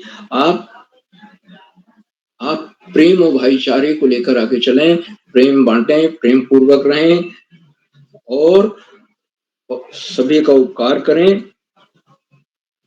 क्योंकि बच्चे देश का भविष्य। किसी प्रकार की ऐसी भावना नहीं होनी चाहिए, एक दूसरे पर दुश्मनी की भावना, ईर्ष्या की भावना, द्वेष की भावना नहीं। आपको आगे बढ़ना है, प्रेम को लेकर आगे, क्योंकि प्रेम ही सबसे मूलभूत चीज है। आदरणीय मुखतित महोदय जी के प्रेरणादायक उद्बोधन के लिए मैं उनके प्रति बहुत बहुत हार्दिक आभार हूँ। मित्रों, इन कार्यक्रमों से उत्तराखंड में शिक्षा विभाग के निदेशक और शिक्षाविद आदरणीय आकाश सरस्वत जी प्रतिदिन जुड़ते हैं और अपने प्रेरणादायी उद्बोधन से हम सबको मनोबल बढ़ा। आज भी जुड़े, उन्होंने बच्चों की प्रस्तुतियों की सराहना की, संचालन की प्रशंसा की और इस बात को रेखांकित किया कि भारत की धारा जो है महापुरुषों की धारा, यहाँ अनेक महापुरुष हुए, जो पुरुष हुए, भगवान राम से लेकर के और महात्मा गांधी, भगवान राम है, भगवान कृष्ण है, महात्मा बुद्ध हैं, महावीर हैं, कबीर हैं, तुलसीदास हैं और आधुनिक काल में हम आते हैं तो राजा राम मोहन राय हैं, दयानंद सरस्वती हैं, विवेकानंद जी हैं। और आपने विवेकानंद के बारे में काफी जानकारी दी कि उनका जन्म 1863 में हुआ था और उनका बचपन का नाम नरेंद्र था और कैसे वो स्वामी परमहंस से, रामकृष्ण परमहंस जी से जुड़े, जो कि कलकत्ता में जो काली माता का मंदिर है उसके मुख्य पुजारी थे। जुड़ करके उन्हें पूरा ज्ञान मिला। उन्होंने परमहंस को अपना गुरु माना और उन्होंने विश्व धर्म सम्मेलन में तो भाग लिया ही, पूरे विश्व का भ्रमण किया, देश का भ्रमण। और उन्होंने कहा कि भाई उठो, जागो, उठो और अपने लक्ष्य की ओर। भारतवर्ष गुलामी की बेड़ियों में जकड़ा हुआ था। स्वामी विवेकानंद जी ने पूरा प्रयास किया कि लोग उससे आगे आए। उस समय स्वाधीनता आंदोलन शुरू हो गया था और इन सब का ही परिणाम था राजा राम मोहन राय जी, दयानंद सरस्वती जी, विवेकानंद जी की आगे बढ़ करके हमने 1947 में स्वाधीनता पाया। ये बड़े बड़े महापुरुष थे। मैं आदरणीय सरस्वती जी के प्रेरणादायी बोधन के लिए उनके प्रति बहुत बहुत हार्दिक आभार करता हूं। मित्रों, इन कार्यक्रमों से खंडवा में डाइट में सीनियर व्याख्याता के पद पर कार्यरत शिक्षाविद आदरणीय डॉक्टर शोकमोहन नेगी जी प्रतिदिन जुड़ते हैं, आज भी जुड़े हुए हैं और उनकी सुंदर, रोचक, उत्साहवर्धक टिप्पणियां बच्चों को मनोबल बढ़ाती हैं। उन्हें सादर प्रणाम कहता हूं और उन्होंने चैट बॉक्स का उत्तरदायित्व संभाल रखा है। बच्चे उनकी टिप्पणियों की प्रतीक्षा करते रहते हैं। अपने आशीर्वचन में हमेशा कोई न कोई नई बात कहते हैं और बच्चों को रुक करके उसे सुनना चाहिए और याद कर लेना चाहिए। मैं उनका बहुत बहुत हार्दिक स्वागत और अभिनंदन करता हूँ। साथियों, इन कार्यक्रमों के से देश के 16-17 प्रांतों के अनेक कवि, कहानीकार, साहित्य प्रेमी, मनीषी और चिंतक भी होते हैं। उनमें कुछ नाम जो पटल पर आए हुए इस प्रकार हैं: आदरणीय सुमित श्रीवास्तव जी, जामुन मिर्ची, उत्तर प्रदेश; आदरणीय नरेंद्र पाल सिंह जी, आदरणीय देव सिंह राणा जी, आदरणीय भगवती गुसाई मैडम, आदरणीय भगवती उटौला मैडम, आदरणीय मधु श्रीवास्तव मैडम, आदरणीय प्रिय दीप पांडे जी, आदरणीय दीपा कलोनी मैडम, आदरणीय इंदु गुप्ता मैडम फरीदाबाद से, आदरणीय सरोजनी कुप्रेती मैडम और 16-17 प्रांतों से जुड़ने वाले अनेक विद्वान शिक्षक और विदेशी शिक्षक हैं। आप सब प्रतिदिन हमारे कार्यक्रमों से जुड़ते हैं और जुड़कर हमारे कार्यक्रमों को चार चांद लगा देते हैं, नई गरिमा प्रदान करते हैं। आपके जुड़ने से हमारे अंदर अभिनव ऊर्जा का प्रवाह होने, हम आपके इस लगातार मिलने वाले सहयोग के प्रति बहुत बहुत हार्दिक आभार व्यक्त करते हैं।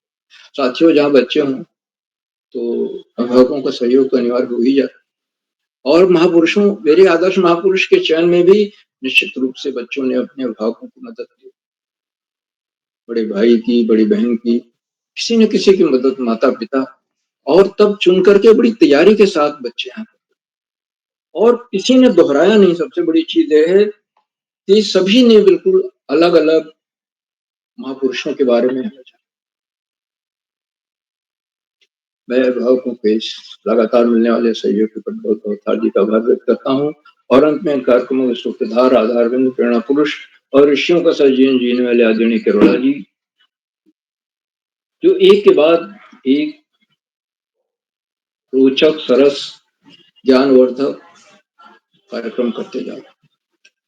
अब मेरे आदर्श महापुरुष कार्यशाला पहली बार हो रही, जहां तक मुझे याद है इस रूप में पहली बार हो रही है और पिछले आयोजक मंडल की बैठक में इस पर चर्चा भी हुई। आदरणीय करोला जी ने समूर्त रूप में परिवर्तित कर दिया और बच्चों ने इसमें बड़ी तैयारी के साथ, बड़े रुचि के साथ भाग लिया।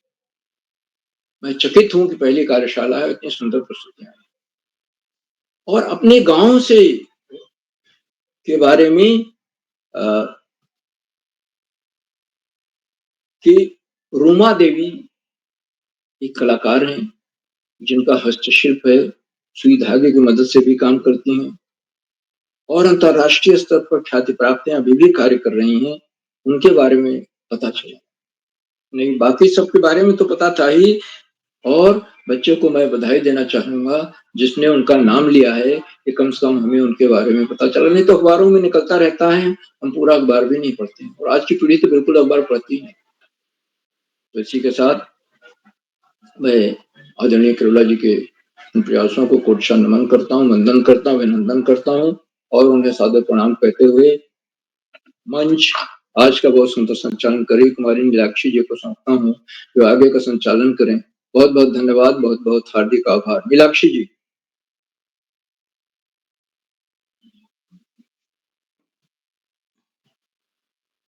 नीलाक्षी जी। जी सर। आपका बहुत-बहुत आभार। आपने हम सभी बच्चों को इतनी सारी बातें बताई, बहुत सारा मार्गदर्शन किया, बहुत सारी अनेक बातें बताई। तो सर आपका बहुत-बहुत आभार।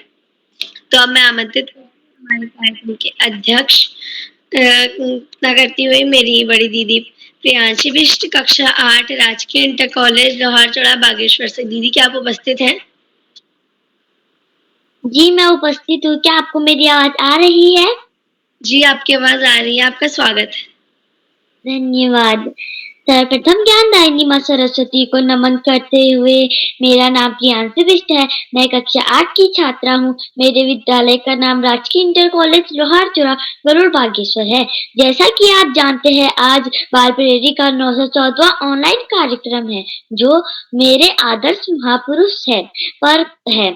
और आज के मुख्य अतिथि डॉक्टर राकेश चक्र जी मुरादाबाद उत्तर प्रदेश से, और आज की विशिष्ट अतिथि कुमारी साक्षी बिष्ट कक्षा 9 Adams girls inter college Almora से, और आज का कुशल संचालन कर रही कुमारी नीलाक्षी कॉलोनी कक्षा 7 JN public school Tanakpur Champawat से, बाल प्रेरी संपादक आदरणीय उदय किरोला सर जी, आपको मेरा प्रणाम। बाल प्रेरी के संरक्षक आदरणीय श्यामप्रसाद पांडे सर, आपको भी मेरा प्रणाम। और उप निदेशक शिक्षा विभाग उत्तराखंड आकाश सारस्वत सर, आपको भी मेरा प्रणाम। और अच्छी टिप्पणियों से हमारा मनोबल बढ़ाने वाले श्रीमान अशोक कुमार नेगी सर जी, आपको भी मेरा प्रणाम। जैसा कि आज मेरे आदर्श महापुरुष कार्यशाला है, तो मेरे आदर्श महापुरुष सुभाष चंद्र बोस जी हैं, जो उन पर निबंध कुछ इस प्रकार। सुभाष चंद्र बोस पूरे भारतवर्ष में नेताजी के नाम से मशहूर थे। वे एक सच्चे देशभक्त और महान स्वतंत्रता सेनानी थे। उनका जन्म 23 जनवरी 1997 को ओडिशा के कटक शहर में हुआ था। उनके पिता का नाम जानकीनाथ बोस था और माताजी का नाम प्रभावती देवी था। वे एक गृहिणी थी। वे एक मध्यम वर्गीय परिवार से संबंध रखते थे। 1920 में वह उन गिने चुने भारतीयों में से एक थे जिन्होंने ICS की थी। सुभाष चंद्र बोस ने अपनी प्रारंभिक शिक्षा कटक से पूरी की, लेकिन कलकत्ता में मैट्रिक की डिग्री और कलकत्ता विश्वविद्यालय की BA की डिग्री 1918 में प्राप्त की। सुभाष चंद्र बोस उच्च अध्ययन करने के लिए 1919 में इंग्लैंड गए। वह चित्तरंजन दास से बेहद प्रभावित थे। वे जल्द ही भारत के स्वतंत्र सेनानी बन गए। नेताजी के पिता जानकीनाथ बोस कटक में एक मशहूर सरकारी वकील थे। वही उनकी माता प्रभावती देवी एक गृहिणी थी। सुभाष चंद्र बोस के साहस और पराक्रम ने भारतीय स्वतंत्रता संग्राम को नई शक्ति प्रदान की, और नेताजी सुभाष चंद्र बोस जी का निधन 18 अगस्त 1945 को प्लेन से जा रहे थे, वे लापता हो गए। फिर 5 दिन बाद टोक्यो रेडियो ने प्लेन के क्रैश होने और नेताजी का निधन होने की जानकारी दी। सुभाष चंद्र बोस जी की जो एक पंक्ति थे, मैं आपके साथ आपसे बोलना चाहती हूँ। तुम मुझे खून दो, मैं तुम्हें आजादी दूंगा। ये सुभाष चंद्र बोस ने कहा था। धन्यवाद। शुभ रात्रि। जी बहन, आपकी प्रस्तुति बहुत सुंदर रही, बहुत शानदार रही। आपने बहुत अच्छी प्रस्तुति दी। सुभाष चंद्र बोस जी आपके प्रिय आदर्श पुरुष थे। तो मैं कार्यक्रम के छूटे हुए साथियों को आमंत्रित करती हूँ। पीयूष उपाध्याय,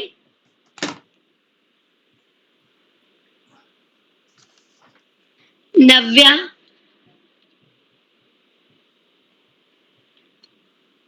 तो अब मैं बड़े आदर के साथ आमंत्रित करती हूँ आदरणीय डॉक्टर अशोक कुमार नेगी सर, संरक्षक बाल पहरी, खंडवा, मध्य प्रदेश से। सर, मैं आपको इन 2 पंक्तियों के साथ आमंत्रित करती हूँ। सच्चाई का देकर ज्ञान, सच्चाई का देकर ज्ञान, खुद से कराते हैं पहचान, खुद से कराते हैं पहचान। जीवन के ऐसे गुरु को, जीवन के आपके जैसे गुरु को हम करते हैं शत शत प्रणाम, हम करते हैं शत शत प्रणाम। आदरणीय डॉक्टर अशोक कुमार नेगी सर।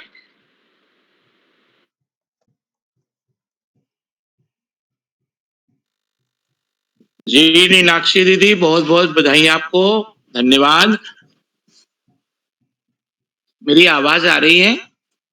जी सर। बाल पहरी मंच पर आज की जो आयोजना है, मेरे आदर्श महापुरुष कार्यशाला के स्वरूप में बाल पहरी का 914वां ऑनलाइन कार्यक्रम, जिसके मुख्य अतिथि सम्मानित आदरणीय डॉक्टर राकेश चक्र जी, वरिष्ठ साहित्यकार, मुरादाबाद, उत्तर प्रदेश। आपका बहुत अभिनंदन और बाल पहरी मंच पर हम हार्दिक स्वागत करते हैं। आपने आज अपनी उपस्थिति से और आज व्यस्तता भरे क्षणों में से कुछ समय दान कर बाल पहरी मंच पर हम सभी का उत्साहवर्धन किया और बच्चों की प्रस्तुतियों की सराहना की। आपका हार्दिक आभार ज्ञापित करते हैं, साधुवाद प्रेषित करते हैं। आपका बाल पहरी के प्रति स्नेह यूं ही बना रहे।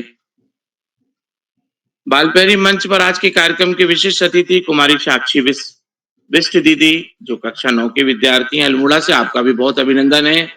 अध्यक्षता कर रही कुमारी प्रियांशी बिष्ट दीदी, जो कक्षा 8 की विद्यार्थी हैं लोहार चौरा बागेश्वर से। आपका स्वागत है।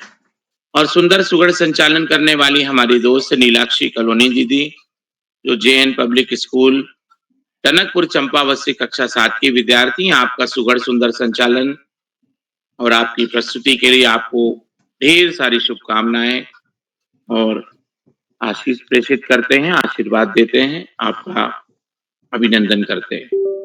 आज के कार्यक्रम में प्रतिभाग करने वाले दोस्तों में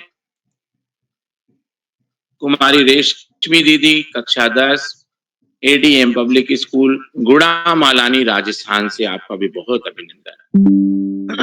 प्रतिभाग करने वाले दोस्तों में राशि बुटोला जी बागेश्वर से, पल्लवी बिष्ट जी अल्मोड़ा रानीखेत से, पीयूष उपाध्याय भैया कक्षा 8 सोनी अल्मोड़ा से, ऋषभ लमगड़िया जी नैनीताल कटना से, उर्मिला बिष्ट दीदी लोहार चौरा बागेश्वर से, नव्या दीदी ताड़ी खेत अल्मोड़ा से, रिधिमा लमगड़िया दीदी वारी कटना नैनीताल से, अहम कुमार भैया केंद्रीय विद्यालय बड़वानी मध्य प्रदेश से, एंजल राज दीदी कक्षा 11 पढ़ी दीदी कुमाऊं पब्लिक स्कूल द्वाराहाट अल्मोड़ा से।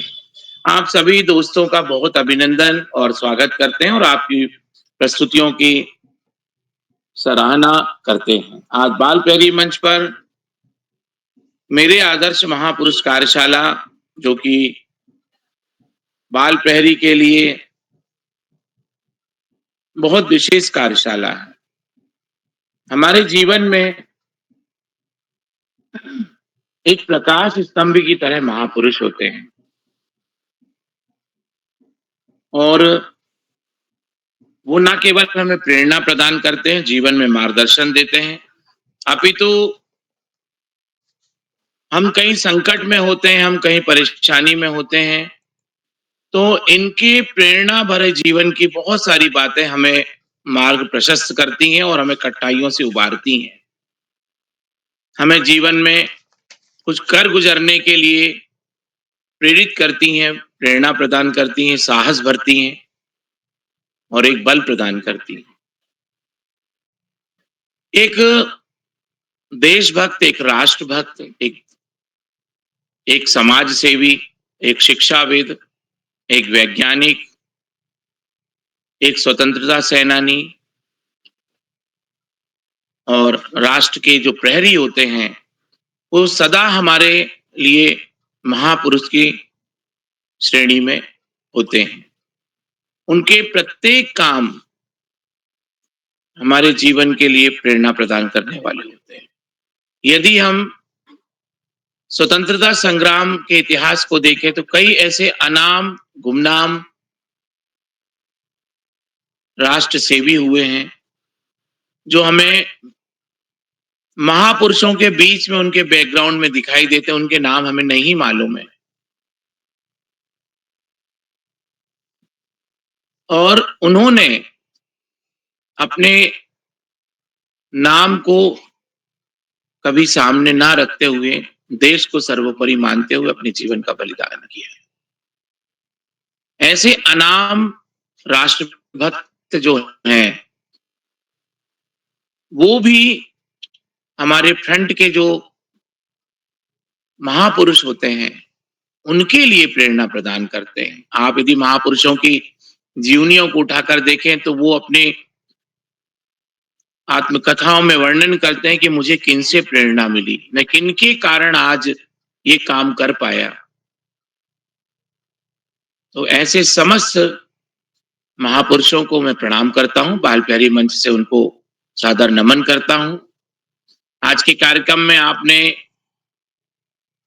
जिन भी महापुरुषों के बारे में, चाहे वह सुभाष चंद्र बोस हैं, चाहे स्वतंत्रता संग्राम से जुड़े हुए चित्तरंजन दास हैं, या महारानी लक्ष्मीबाई हैं, तो ऐसे जितने भी महापुरुष हैं हमारे जीवन के लिए और हमारे आज के लिए, भारत के भविष्य के लिए और संपूर्ण विश्व के लोक कल्याण के लिए उन्होंने अपने जीवन का बलिदान किया। सच्चाई के साथ वो जुड़े रहे और सत्य की जीत के साथ वो अमर हो गए। आज की प्रस्तुति के लिए मैं सभी बच्चों की सराहना करता हूं, उन्हें शुभकामनाएं प्रेषित करता हूं। और कोई भी एक बात अपने जीवन में यदि हम गांठ बांध लें, जो हमारे महापुरुष से हम प्रेरणा लेते हैं, तो हमारे जीवन के लिए एक प्रकाश पुंज की तरह वो हमेशा हमें हमारे पथ प्रदर्शन में हमें सहभाग रहेगा, उनका मार्गदर्शन मिलता रहेगा।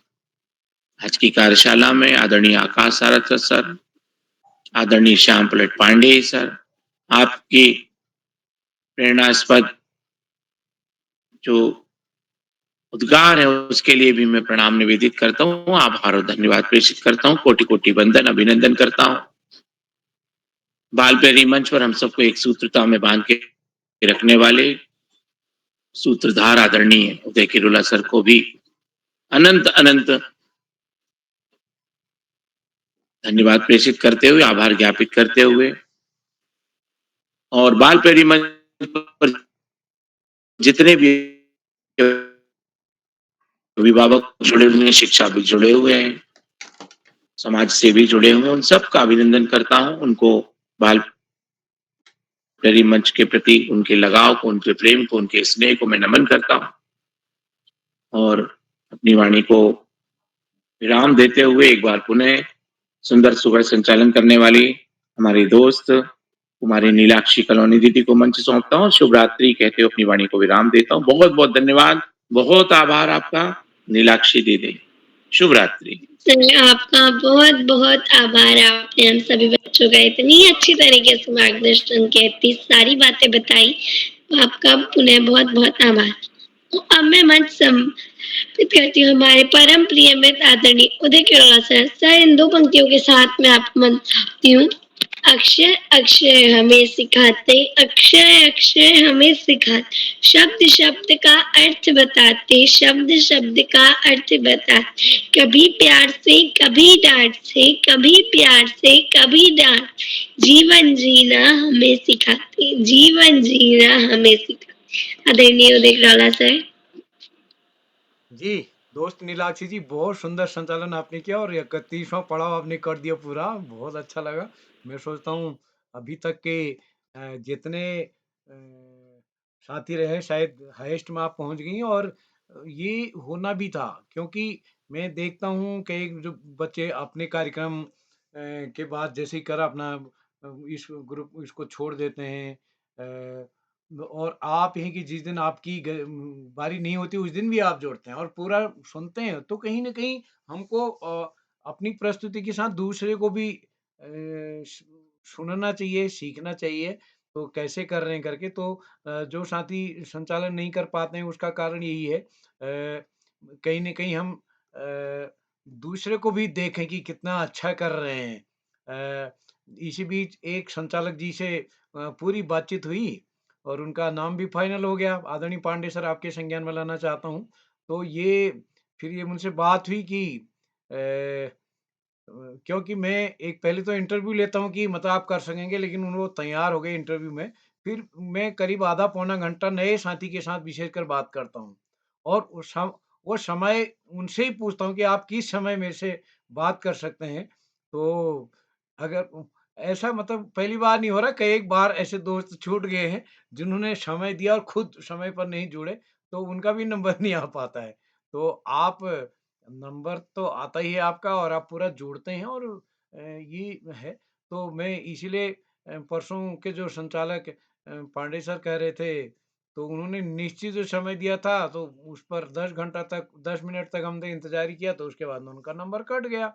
तो ये कहीं न कहीं क्योंकि जो इसलिए मैं नए संचालकों को भी अभी अवसर नहीं दे पा रहा हूँ, अन्य व्यस्तताओं के कारण करीब 1 घंटा तो देना ही पड़ता है, कारण कम से कम आधा पौना घंटा मैं नए संचालक से बात करता हूँ पहले दिन, बाद में तो ज़रूरत नहीं पड़ती है, सब कर लेते हैं। तो ये मैं आपको विशेष रूप से बधाई देता हूँ दोस्त, आपने ऑफ़लाइन भी कार्यक्रम में, ऑनलाइन भी और आप पूरा समय देती हैं। आप में सीखने की तमन्ना है, तो कहीं न कहीं अगर मैं गलत भी कर रहा हूँ, तो ये भी सीखने की है, मैं ये गलत किया, मुझे ये नहीं करना चाहिए। तो मैं एक बार पुनः सभी मित्रों का, आज के अपने मुख्य अतिथि आदरणीय डॉक्टर राकेश चक्र साहब का, मैंने असल में कल ही उनके दोनों पुस्तक का फेसबुक में देखा कि उन्होंने नहीं हमारे महापुरुष करके निकाला था, तो मेरे को लगता है कि इससे अच्छा और मुख्य अतिथि कौन हो सकते हैं जिनका ही काम उस पर है। तो मैं एक बार सभी नेगी सर भी लोकसभा चुनाव के कल व्यस्तता के कारण आज जुड़े, मैं सर आपका स्वागत करता हूँ। एक बार पुनः सभी मित्रों का स्वागत करता हूँ, आभार व्यक्त करता हूँ। कल लोकगीत गायन कार्यशाला है, उसकी सूची भी समूह में शेयर कर दी गई है। कल उसका लिंक और वो भी बना के डाल दिया गया है ग्रुप में भी, और इंडिविजुअल सभी को जिनके नाम थे उनको भेजा जा चुका है। तो कल के लिए भी आप सब सादर आमंत्रित हैं। तो आप सबको नमस्कार। जो साथी यूट्यूब के माध्यम से हमें इस कार्यक्रम को देख रहे हैं, लाइक करके, सब्सक्राइब करके, शेयर करके भी मदद करेंगे। तो इसी के साथ आप सबको नमस्कार और शुभ रात्रि।